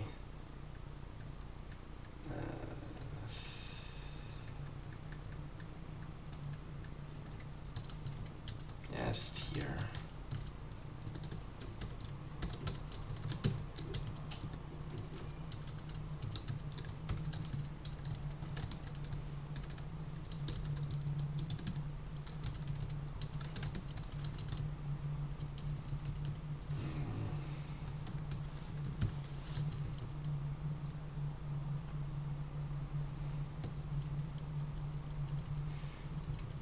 Device, pixel shader. Okay, so, and this is gonna be 3D11P shader. U8R. Temp memory block. Memory scratch. R shader PS is read entire file. Path is data or clone. What is it? Data or clone.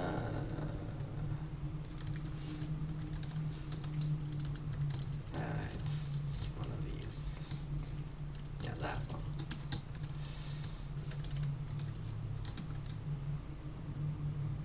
Clone HLSL ps.bin arena else memory scratch. So read it. There it is. And now what's left is these things. Primitive topology and whatever. Okay, so that would be down here. Clear view, then do all of these things, right?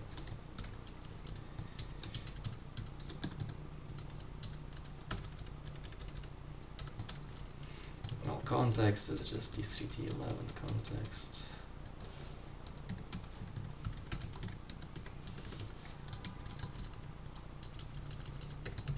Sampler is D3T11 sampler, texture use D3D11, texture view,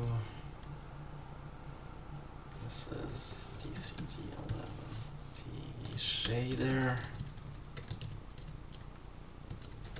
set constant buffers,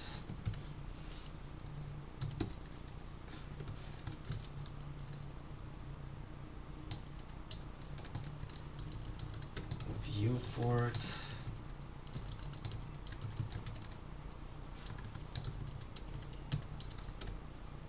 no, we kind of do need that. Viewport's just there, rasterizer, blend state, RT view.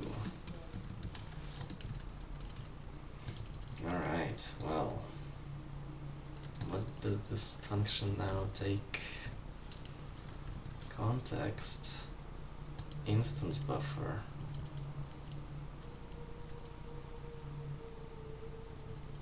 erect sprite buffer, vs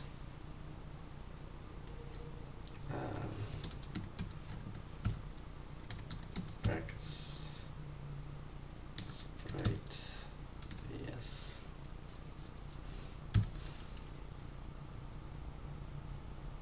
rect size and rect count. Just that.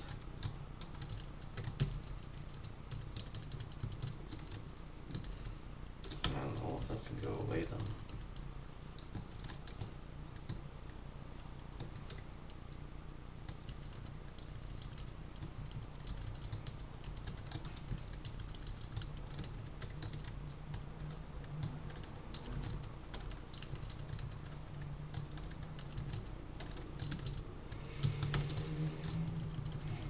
So rect sprite just changes to rect screen, and rect size is screen, and rect count is screen.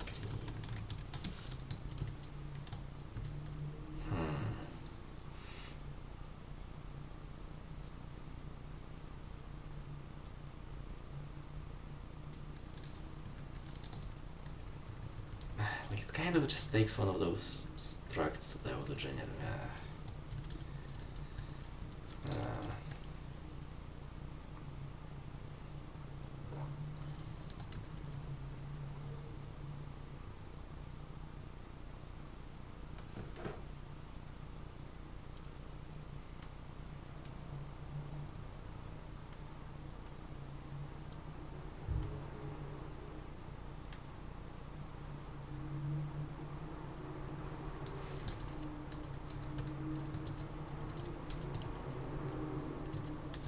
It's like, you know,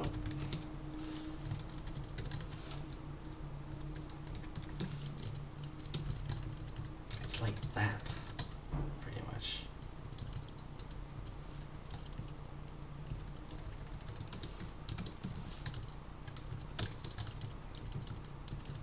Context.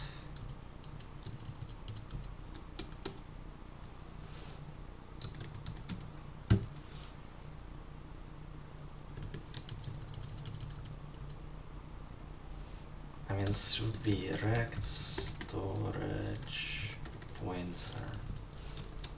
This is just would be that.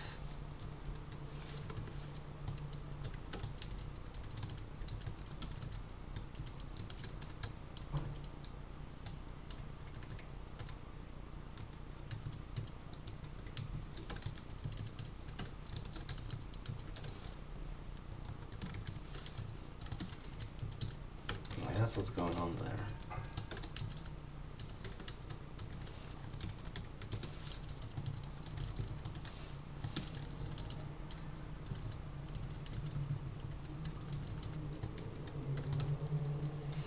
Yeah. Rasterizer is called rasterizer state for some reason. Yeah, just call it rasterizer.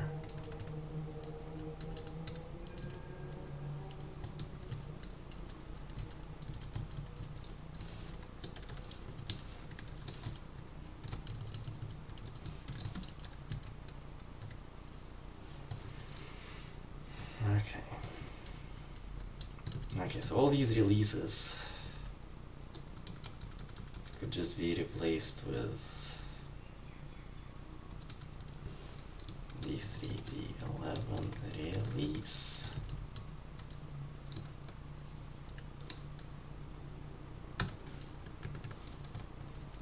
Device swap chain.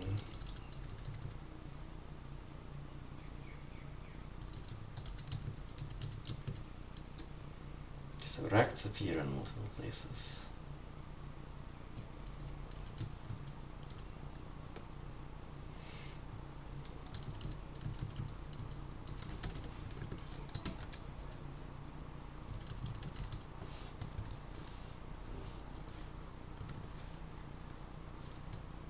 Let's destroy it, right?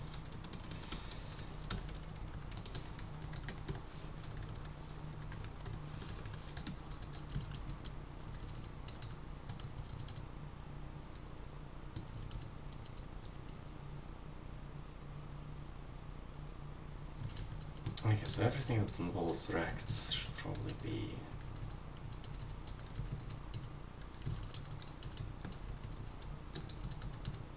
so this is all of it, right?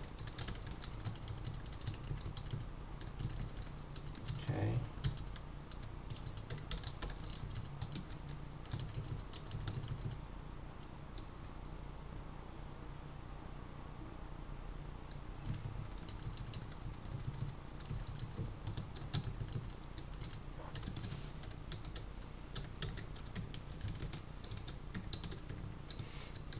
Destroy rects.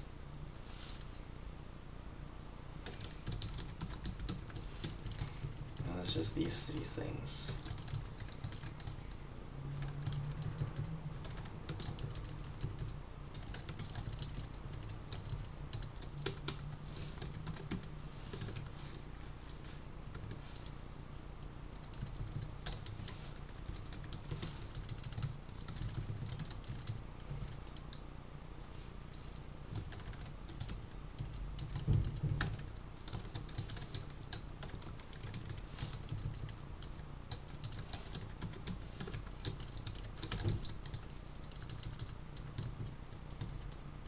So it's that. Except there is no sampler there anymore.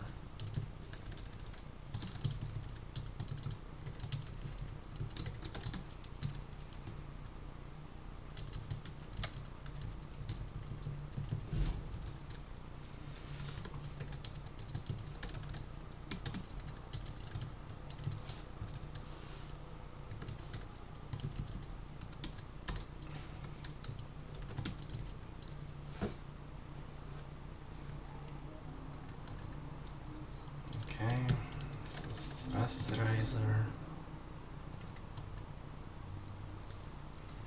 Okay, yeah, I don't really care about that too much, or this.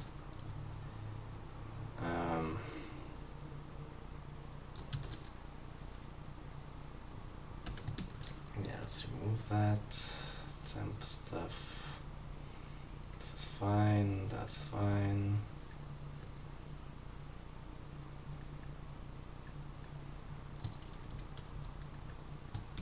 Let's see, where are we at?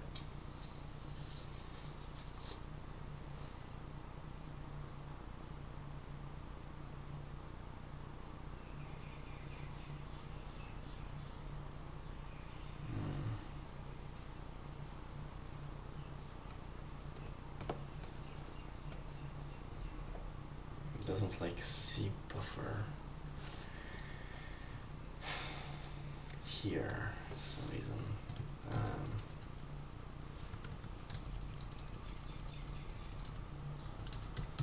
Is this? Oh, it's C buffer dot buff.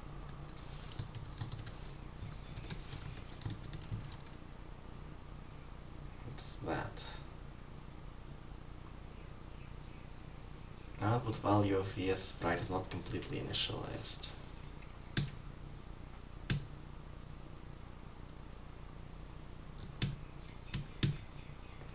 There it is.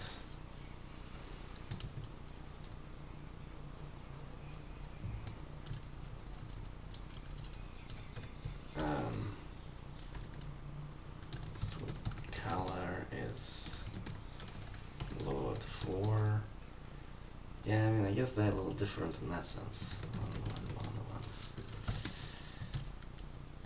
1. Alright.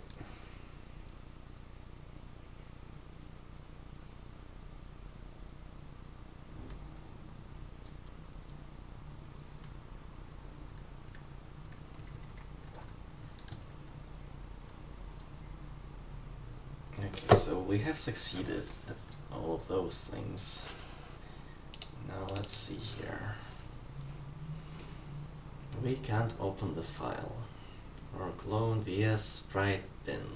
Okay, well actually what now we can yes okay. Or clone .hlsl, I forgot .hlsl.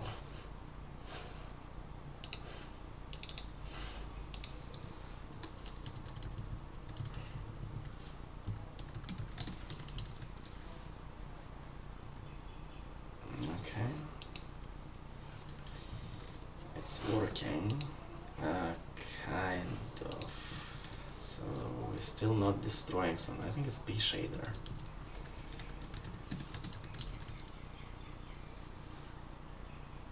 And maybe some other things. Yeah. Like sampler.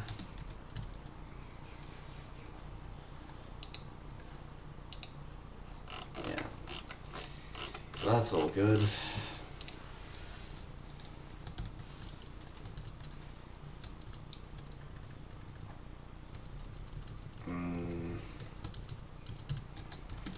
Let's push all of that back on. Okay, so this color is not necessary anymore.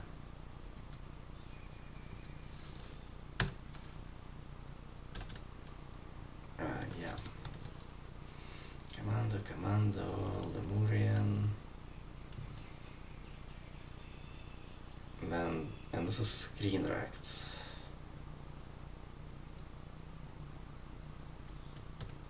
Yeah, alright. Okay, well that's bilinear filtering for you. Yeah, okay, well.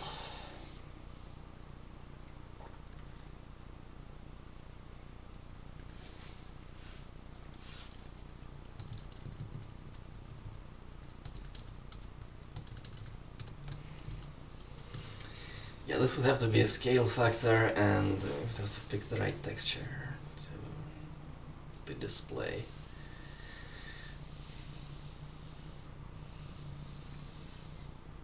Also, solid rect.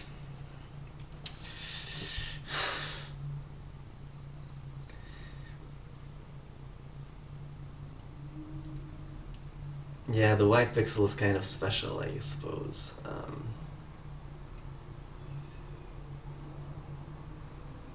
Although, is it? Well, right now we don't have a 2 pixel gap, so...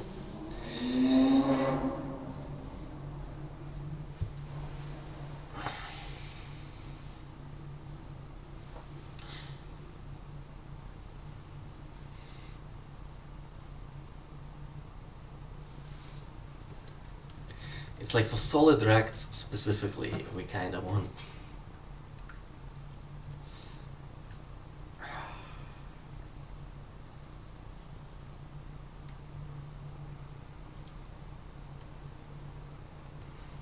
I mean, we could just have a separate pixel shader there, right?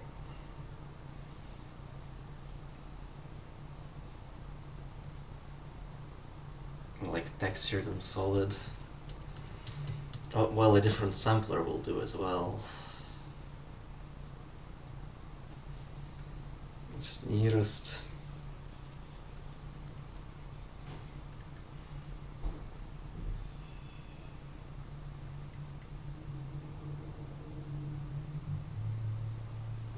Yeah, but then we would have to do a separate pass. Now the rects would need to have their own sampler. Or, oh god, man, or organizing this is an experience, to be sure.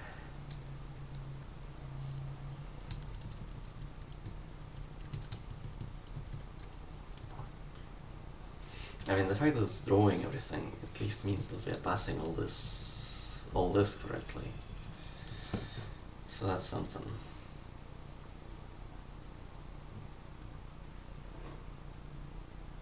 Set input layout, set vertex, set draw instance.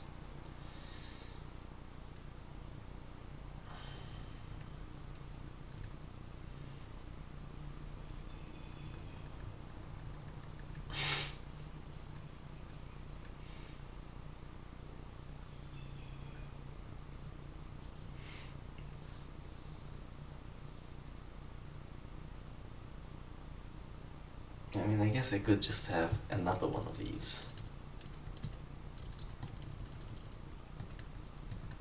Well, can I?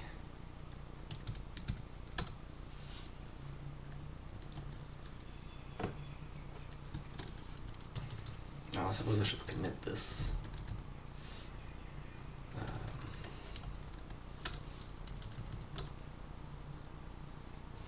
Yep. Those are deleted, that's like a new file. Color is removed. And all the traces of what we had before is removed. Alright, so remove custom blend. Alright.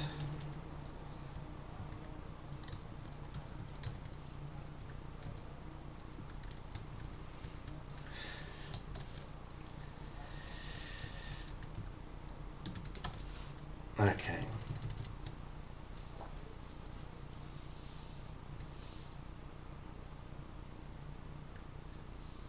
Okay, well the vertex shaders are different.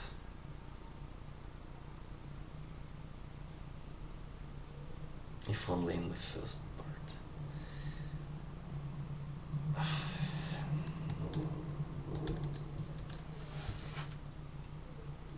If the solid rect had its own vertex shader, it would be the same as the screen. Except it just wouldn't have the UV, it wouldn't have this one line.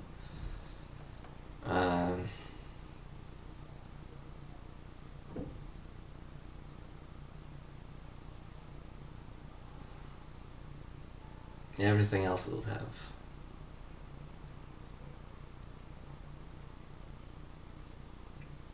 The pixel shader and well... Alright, so we can either write a separate pixel shader for solid rectangles, which, I mean, if we're gonna be switching stuff around,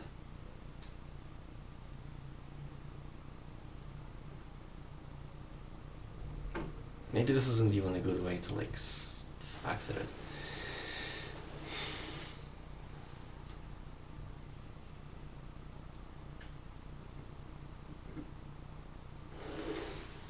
Like this is really, well, actually, well, no, this is fine.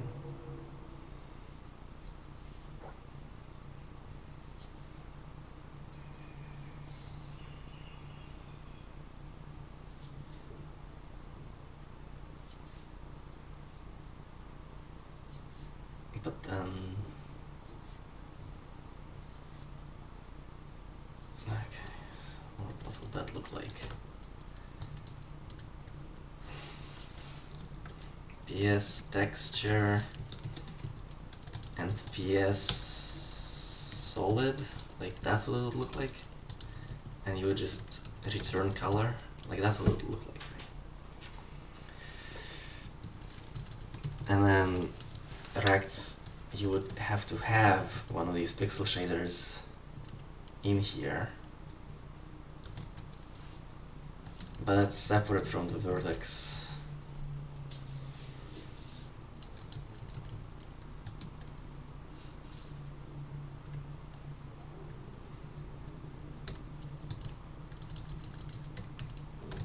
Okay, this would also mean that we don't need the white pixel texture hack thing. We don't need that. We do need the font to be in there.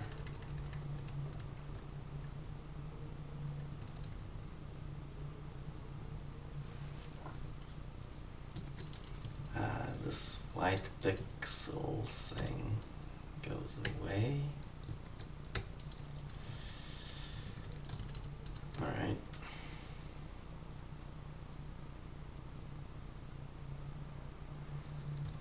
Also, pixel shader goes away.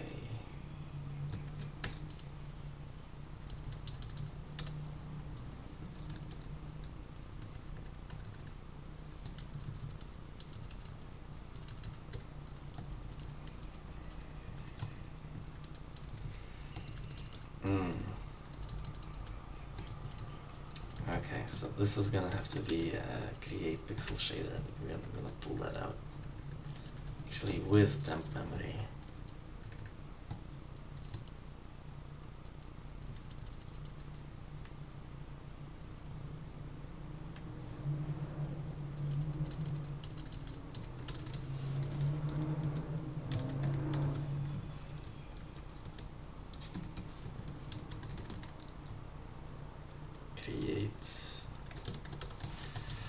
Okay, so well, create VSPS, that should just be called create VS.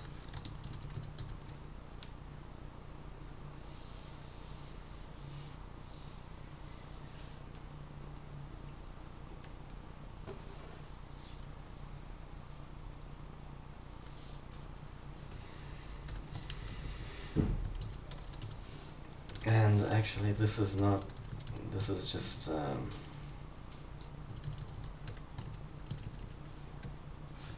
this is just pixel shader. It's just that.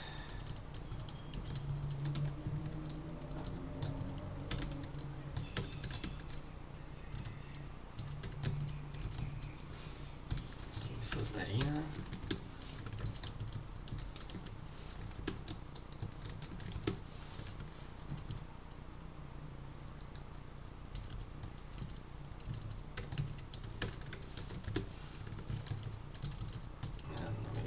That device.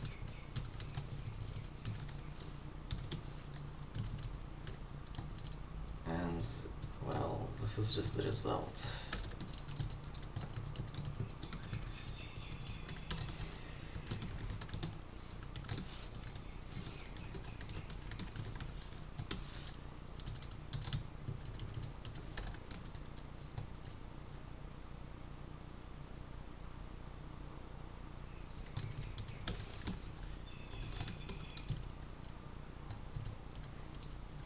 That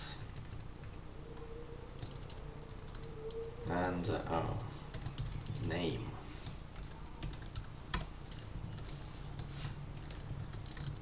Okay, so that's the vertex shaders. Now we have to do the same for pixel shaders. So that is gonna be px texture and ps solid, like what I called it, yeah.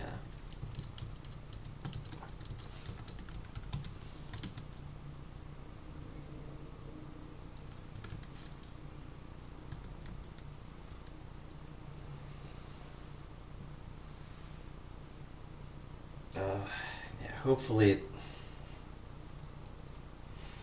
yeah, solid rectangles, that's mostly just UI, right?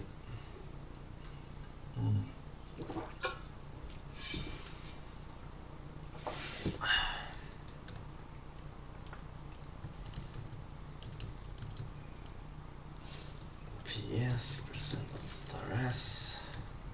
It's gonna be star format. Arena. Lit. Shader name. Shader name.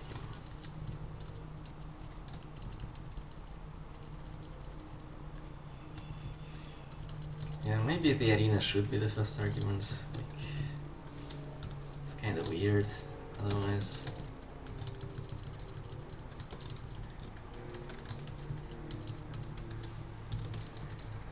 And read entire file. For some reason takes us a second. Let's take it as a first instead.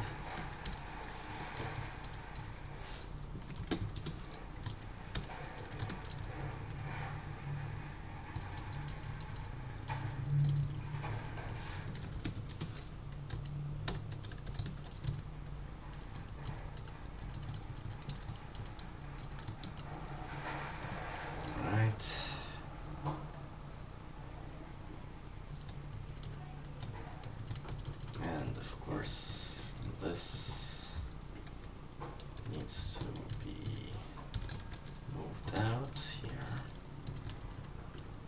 Okay, read entire file. Alright, so that's not happening anymore.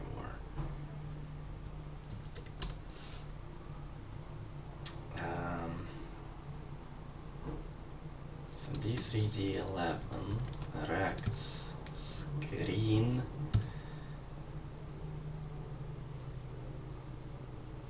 P shader is D3D11 create PS arena. Let's memory scratch device and name. So for the screen, well, that's the thing for the screen, right? Is that there's going to be actually two of those. GT11.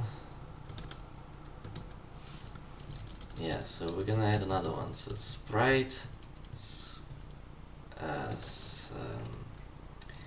screen, well, screen textures, right? And then there's screen solid.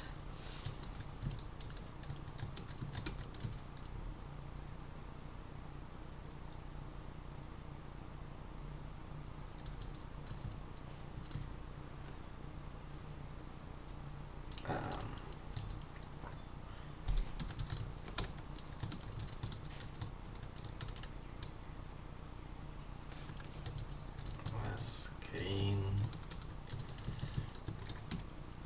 texrect and screen solid rect. Position dimension.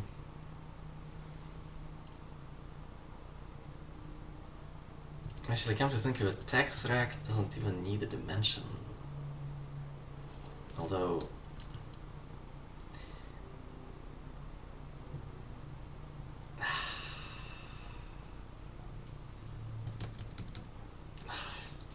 it's just so unwieldy, these, man.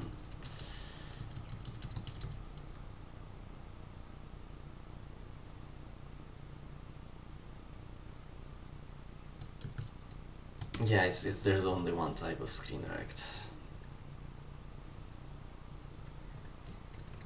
It's just so awkward working with these things. So awkward.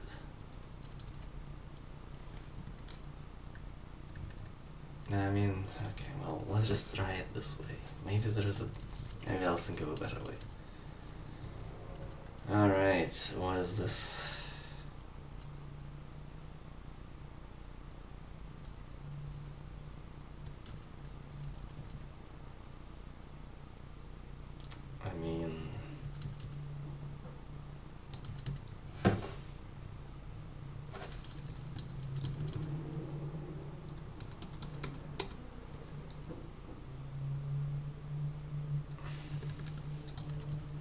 I mean, this could just be a function, I think.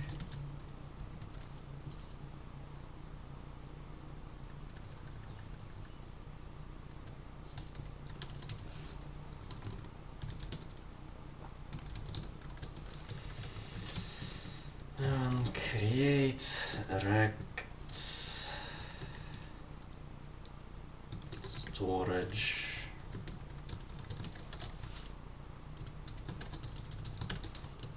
I think it's possible.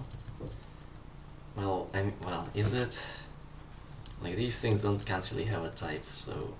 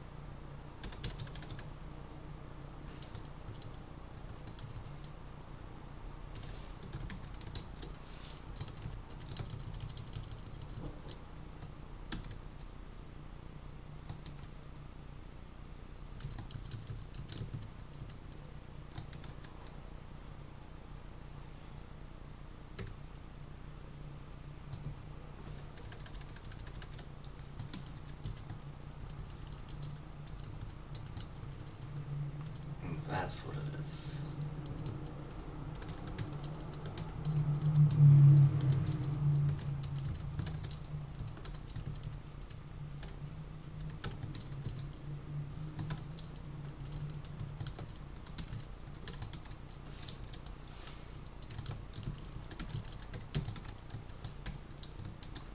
Screen. Oh, there is no screen anymore. Just sprite. Screen text and screen solid.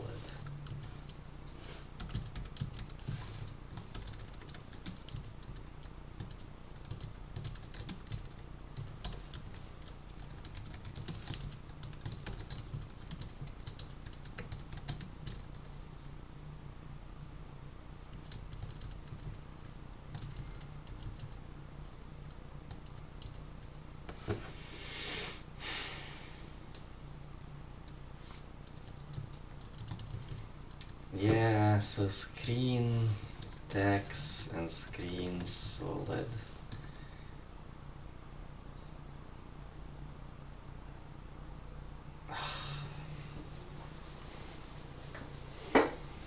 I mean, why put them into the same?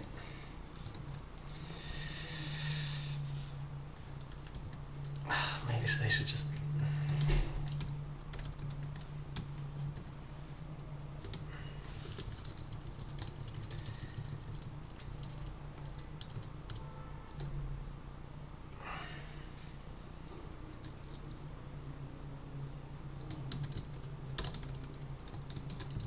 Yes, screen.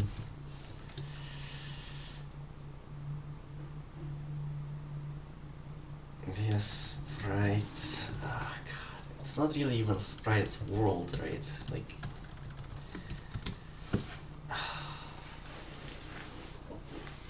But then everything's just so intermingled. Like you can.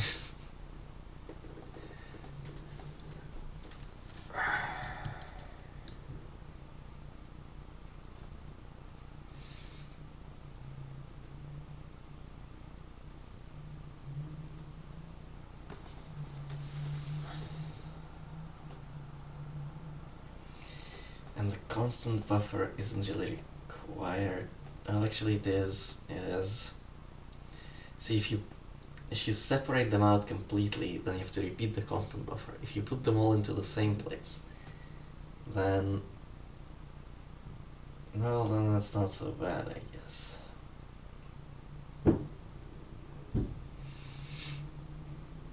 Although I do kind of have to switch out.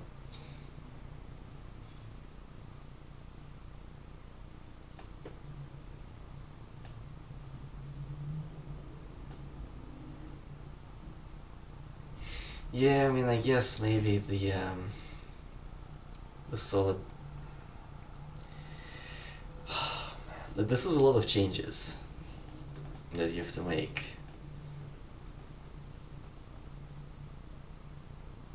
Just to make solid rectangles work. And this doesn't seem right. This doesn't seem right. Let's undo all of that. Undo everything.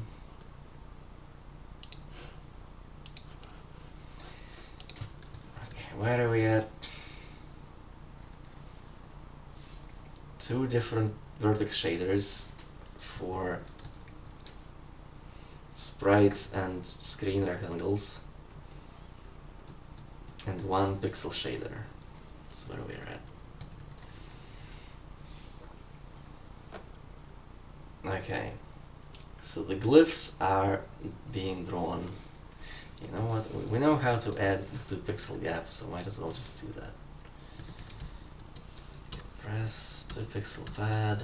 Okay, 2 pixel pad. So let's just 2 pixels here. And go back to the 2 pixel pad here, which is we pad these out and we don't pad out the atlas. And so this rect is rects to pack, which I fattened up.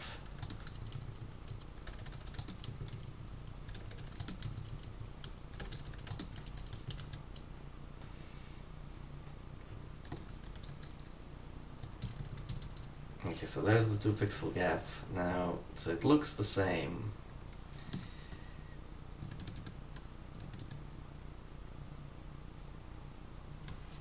Let's see if the texture is correct.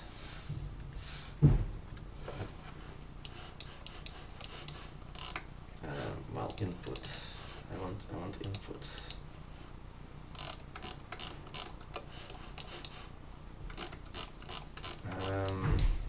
Yeah, that looks like 2 pixels, so that's fine.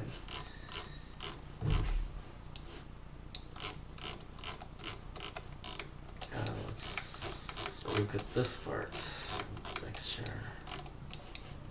Again, this is 1, so this does, yeah, it's 2 pixels. Okay, so we have, that's 2 pixels. So we have a 2 pixel gap now, between everything.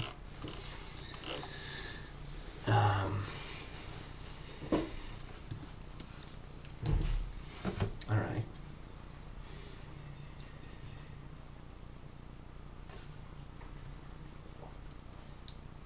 Well, that's one of the things I wanted to do. So, 2 pixel pad done. 2 pixel pad done.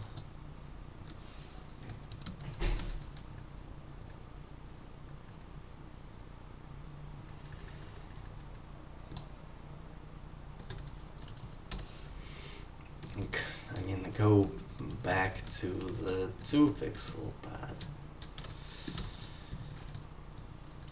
Okay, so that's one of the problems. So this is one problem, this is too blurry. That's another problem, that's too blurry.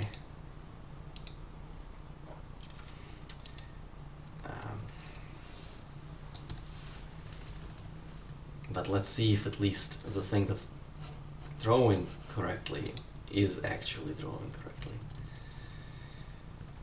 Okay, so I want to move it around a little bit. So, where's the font? Here. Okay, so select screen. Alright, so let's just move that every frame.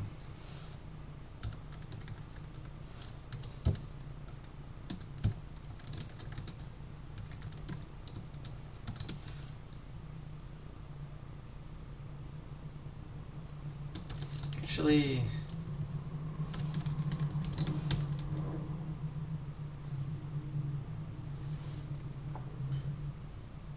oh yeah, it's not a sprite rect. Yeah, well, you know, let's just do that.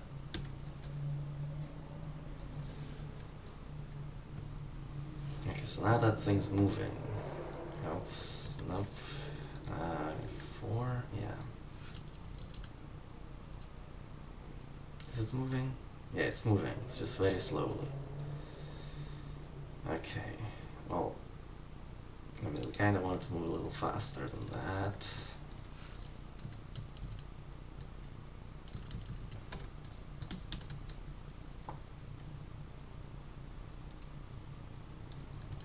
I mean, this could just be a separate number.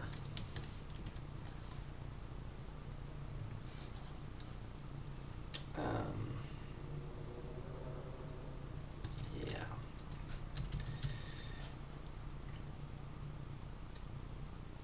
Well, that is correct. What of the edges?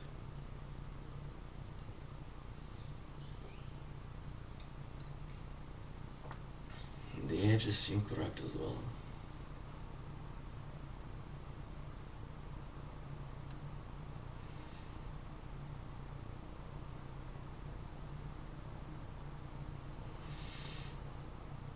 Yeah, well, that's as good as it's gonna get.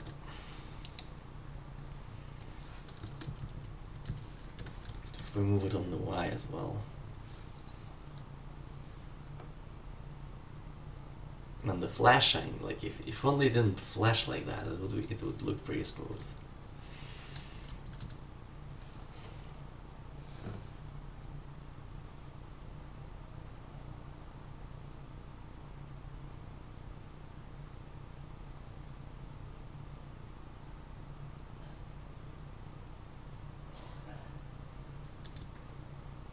Yeah, well, I mean, otherwise it seems fine.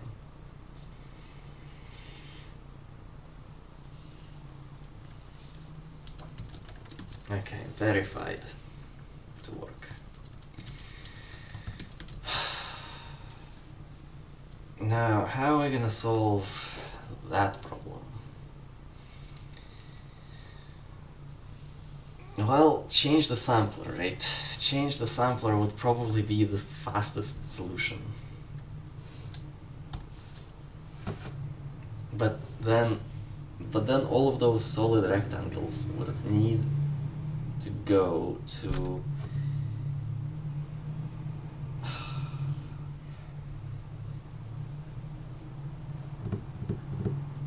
oh, actually,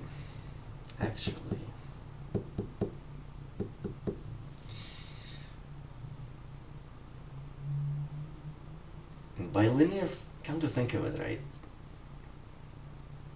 UI will not move around. Sprites will move around. So it doesn't actually make sense to attach a bilinear filter to anything that's in screen coordinates.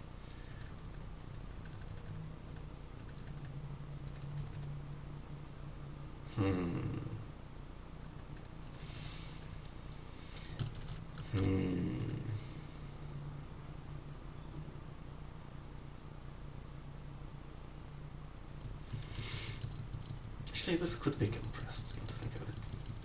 Like, that's just the size, right?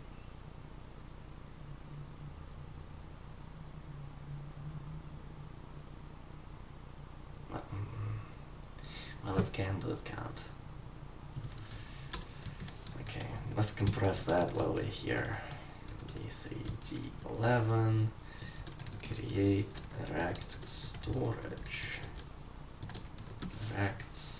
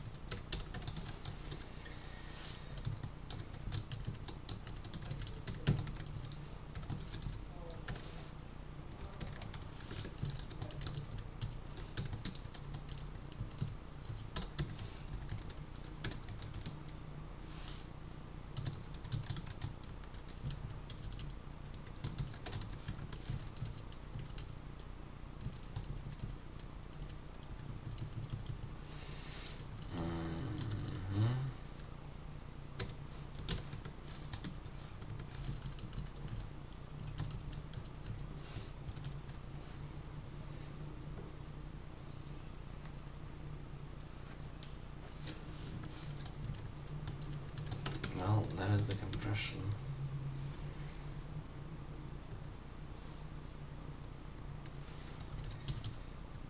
Okay.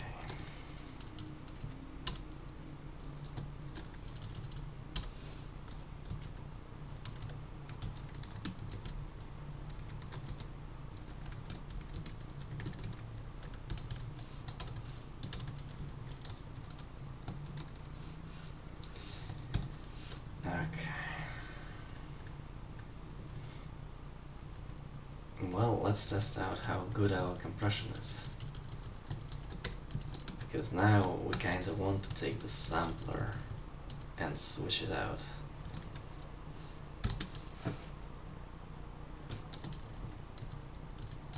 Between the rects. Because the sprites should be bilinear, the screen should be nearest.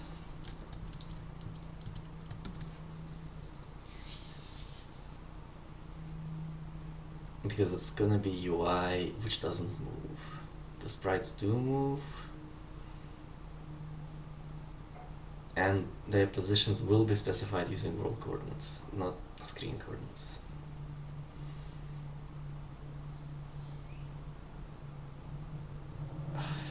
Still kind of not ideal. Alright. Okay, so this is linear, and this is gonna be rects sprite. And this is nearest, and this is gonna be rects screen.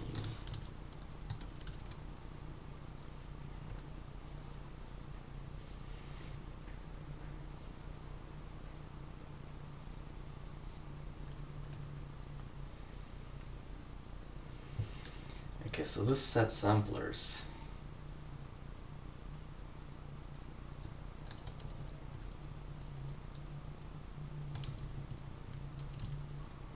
I mean, even draw rects is like, you have to pass in so much stuff in there. Now including the sampler.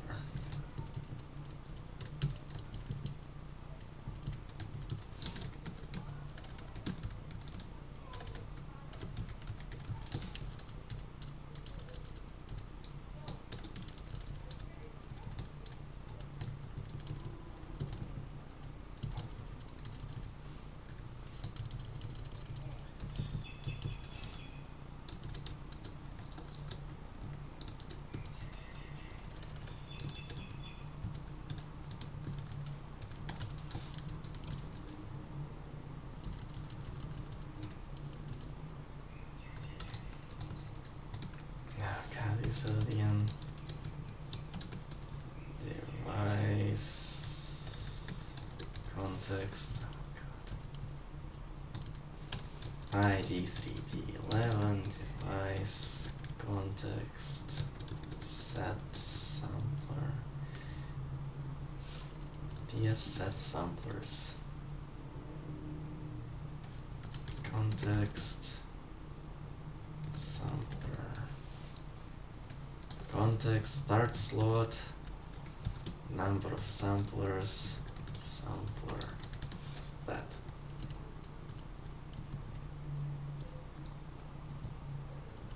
It's like that, I guess. Okay, what's this?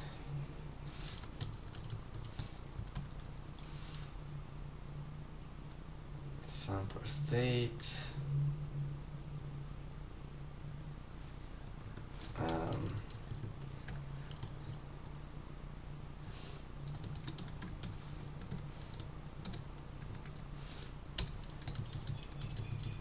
This one. Yeah, so that's a pointer actually.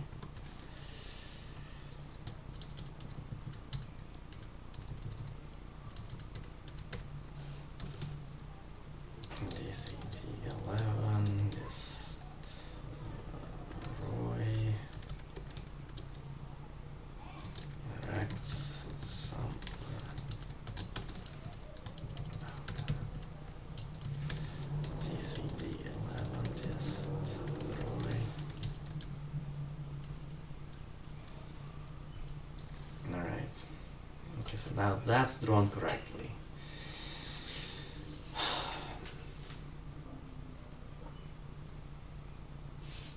Oh yeah, is this? No, it's not moving anymore. So, okay, so if we do move it, we should see it just kind of jumping around.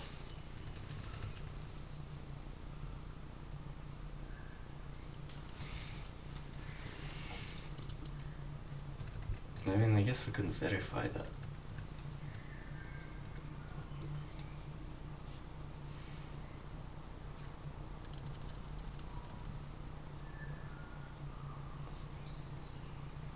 Where's the font again? Here. So if that's the font, yeah. And it's down here on the update stuff.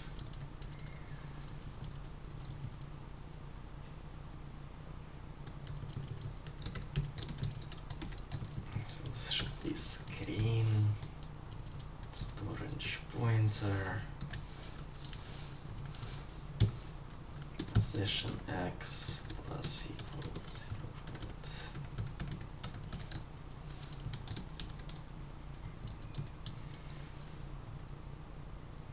Yeah, so now it's just snapping to the next position.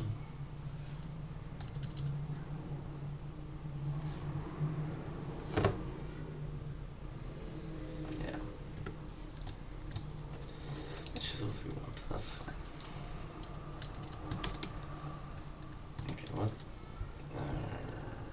So let's move that.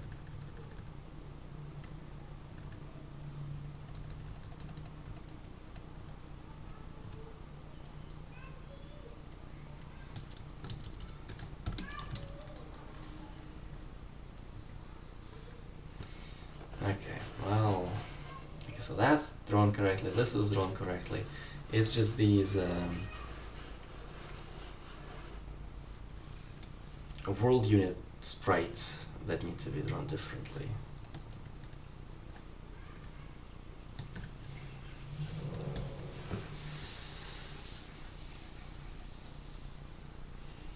Yeah, I think this makes the most sense so far. We can't, yeah, we can't, we have to switch the sampler, because we do want some kind of blending to be applied to the actual sprites. So we have to have at least 2 arrays of rectangles. Solid rectangles, we could have a separate array for those as well, but we don't really need to, since if we're gonna have nearest sampling for glyphs anyway, might as well put the solid rectangles there as well, which will allow us to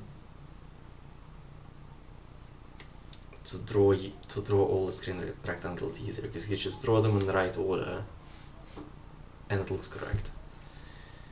Whereas if the solid ones and the glyph ones are in separate arrays and you draw them, you know, they better not overlap, otherwise you wouldn't be able to draw them correctly.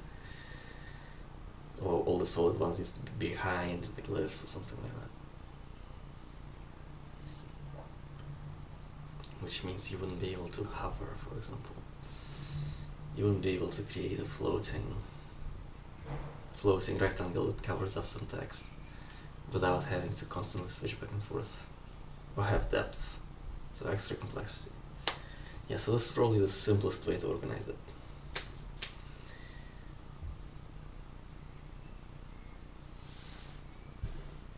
Well, the only thing that's left then is to scale up the sprites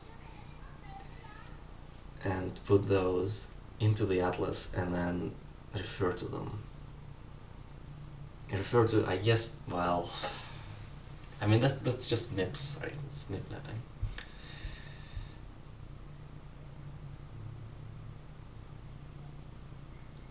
And I believe we can convince the GPU to do the MIPS for us. We can't, I mean, unless we want to draw each sprite. I mean, if we want to draw each sprite separately, well,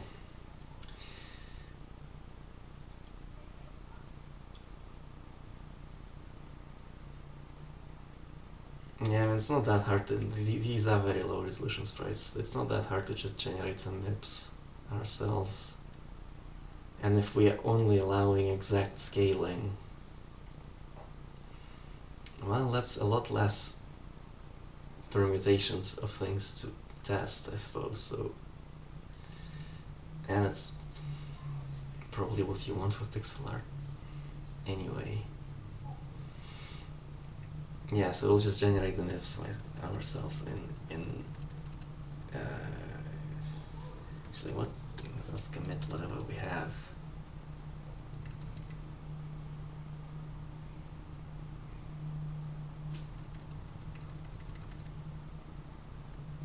Extra sampler.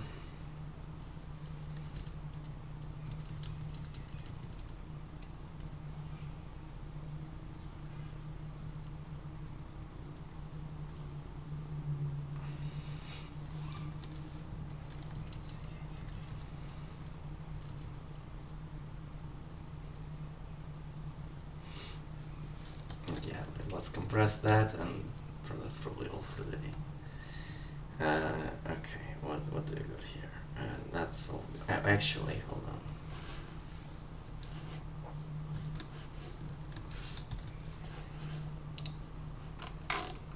Yeah, we're good here.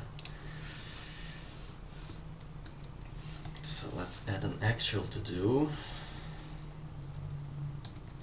Well, let's commit this as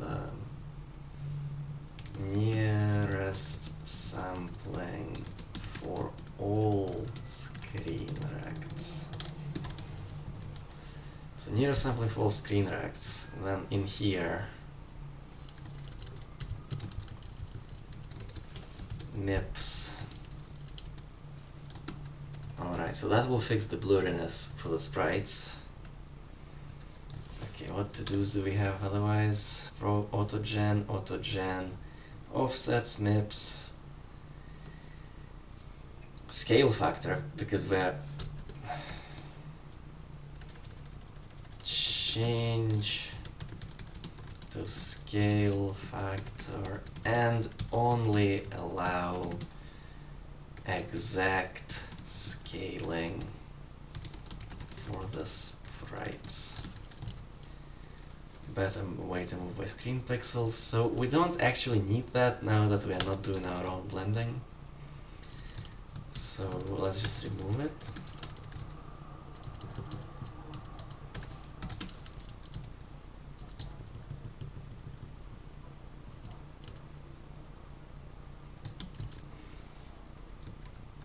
Okay, let's do this compression. Okay, can this be a function? For once. D3D11 draw rects. Yeah, that draw rects.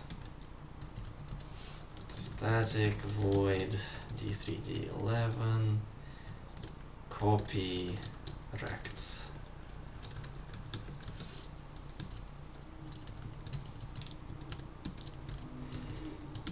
Okay. Well, context we can pass.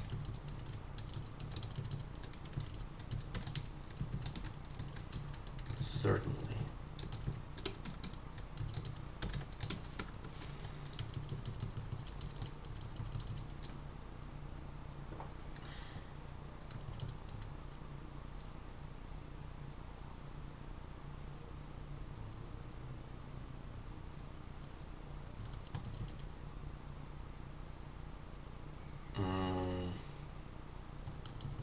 I mean, that's a buffer, right? So, alright, well,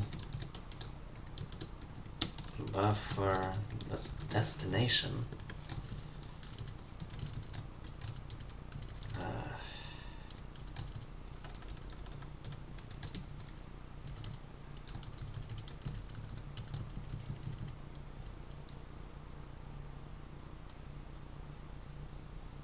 I mean, come to think of it, it's not even copy rect, it's copy buffer. Because all buffers will just work like this. Destination, size, this is size, and, well, source, we need source.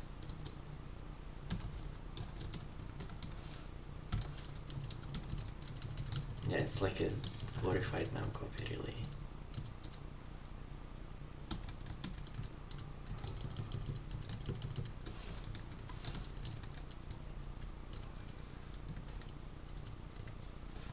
Okay, so now this would be D3D11 copy buffer, D3D11 context, destination is that. Source is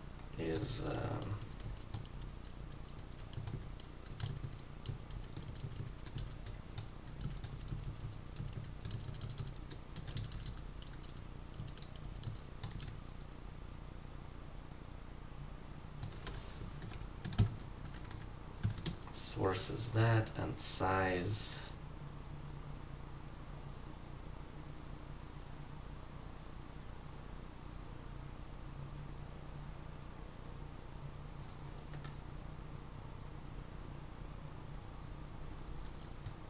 Well, I mean, it's this.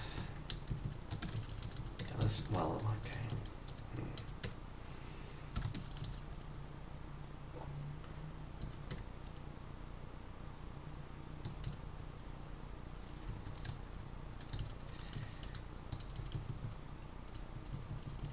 Yeah, so racked sprite, you can referring to that a lot here.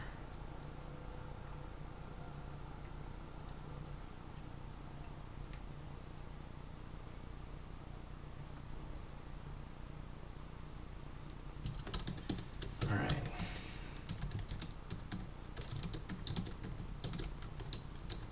Copy rects.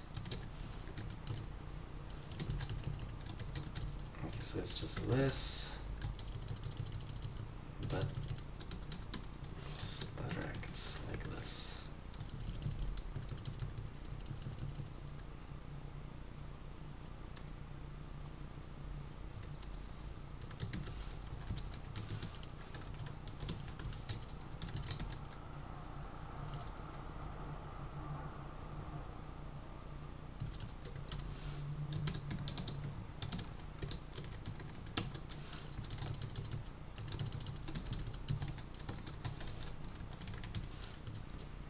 Okay, sprite first, then screen.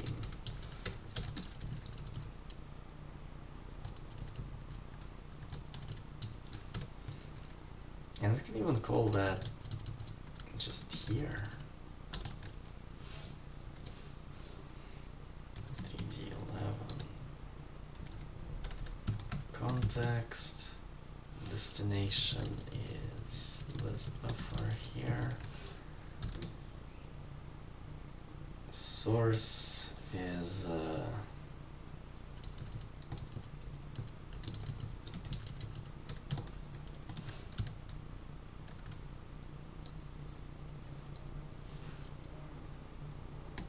yeah, so it's just that. And size is size of that.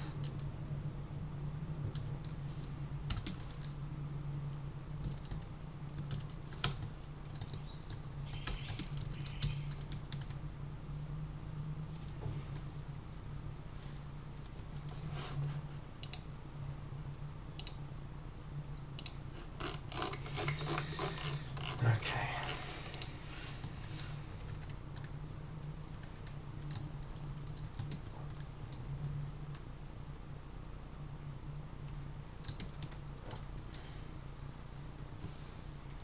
So that's correct, this is correct, this needs to be fixed, and we have some to-dos for that.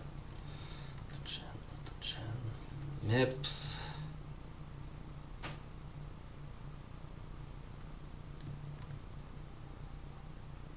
Okay.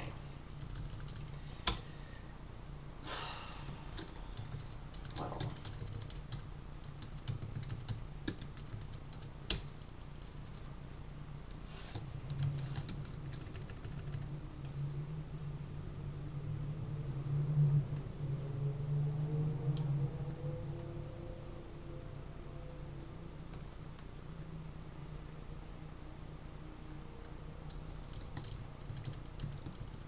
Yeah, this kind of repeats.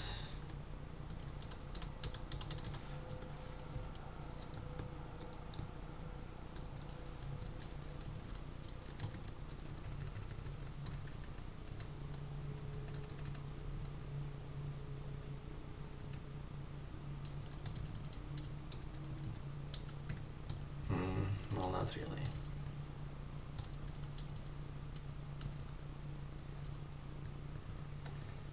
Alright, let's compile.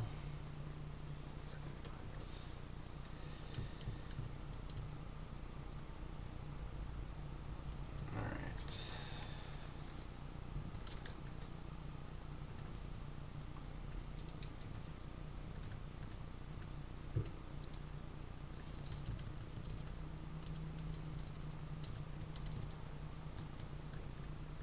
It's the first sprite.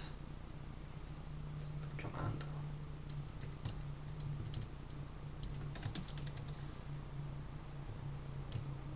Yeah, now we can move it. That's fine. It moves smoothly. It's just extremely blurry.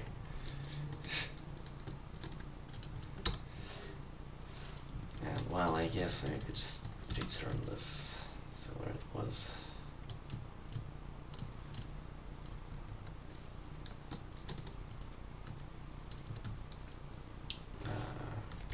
Compress, buffer, copy.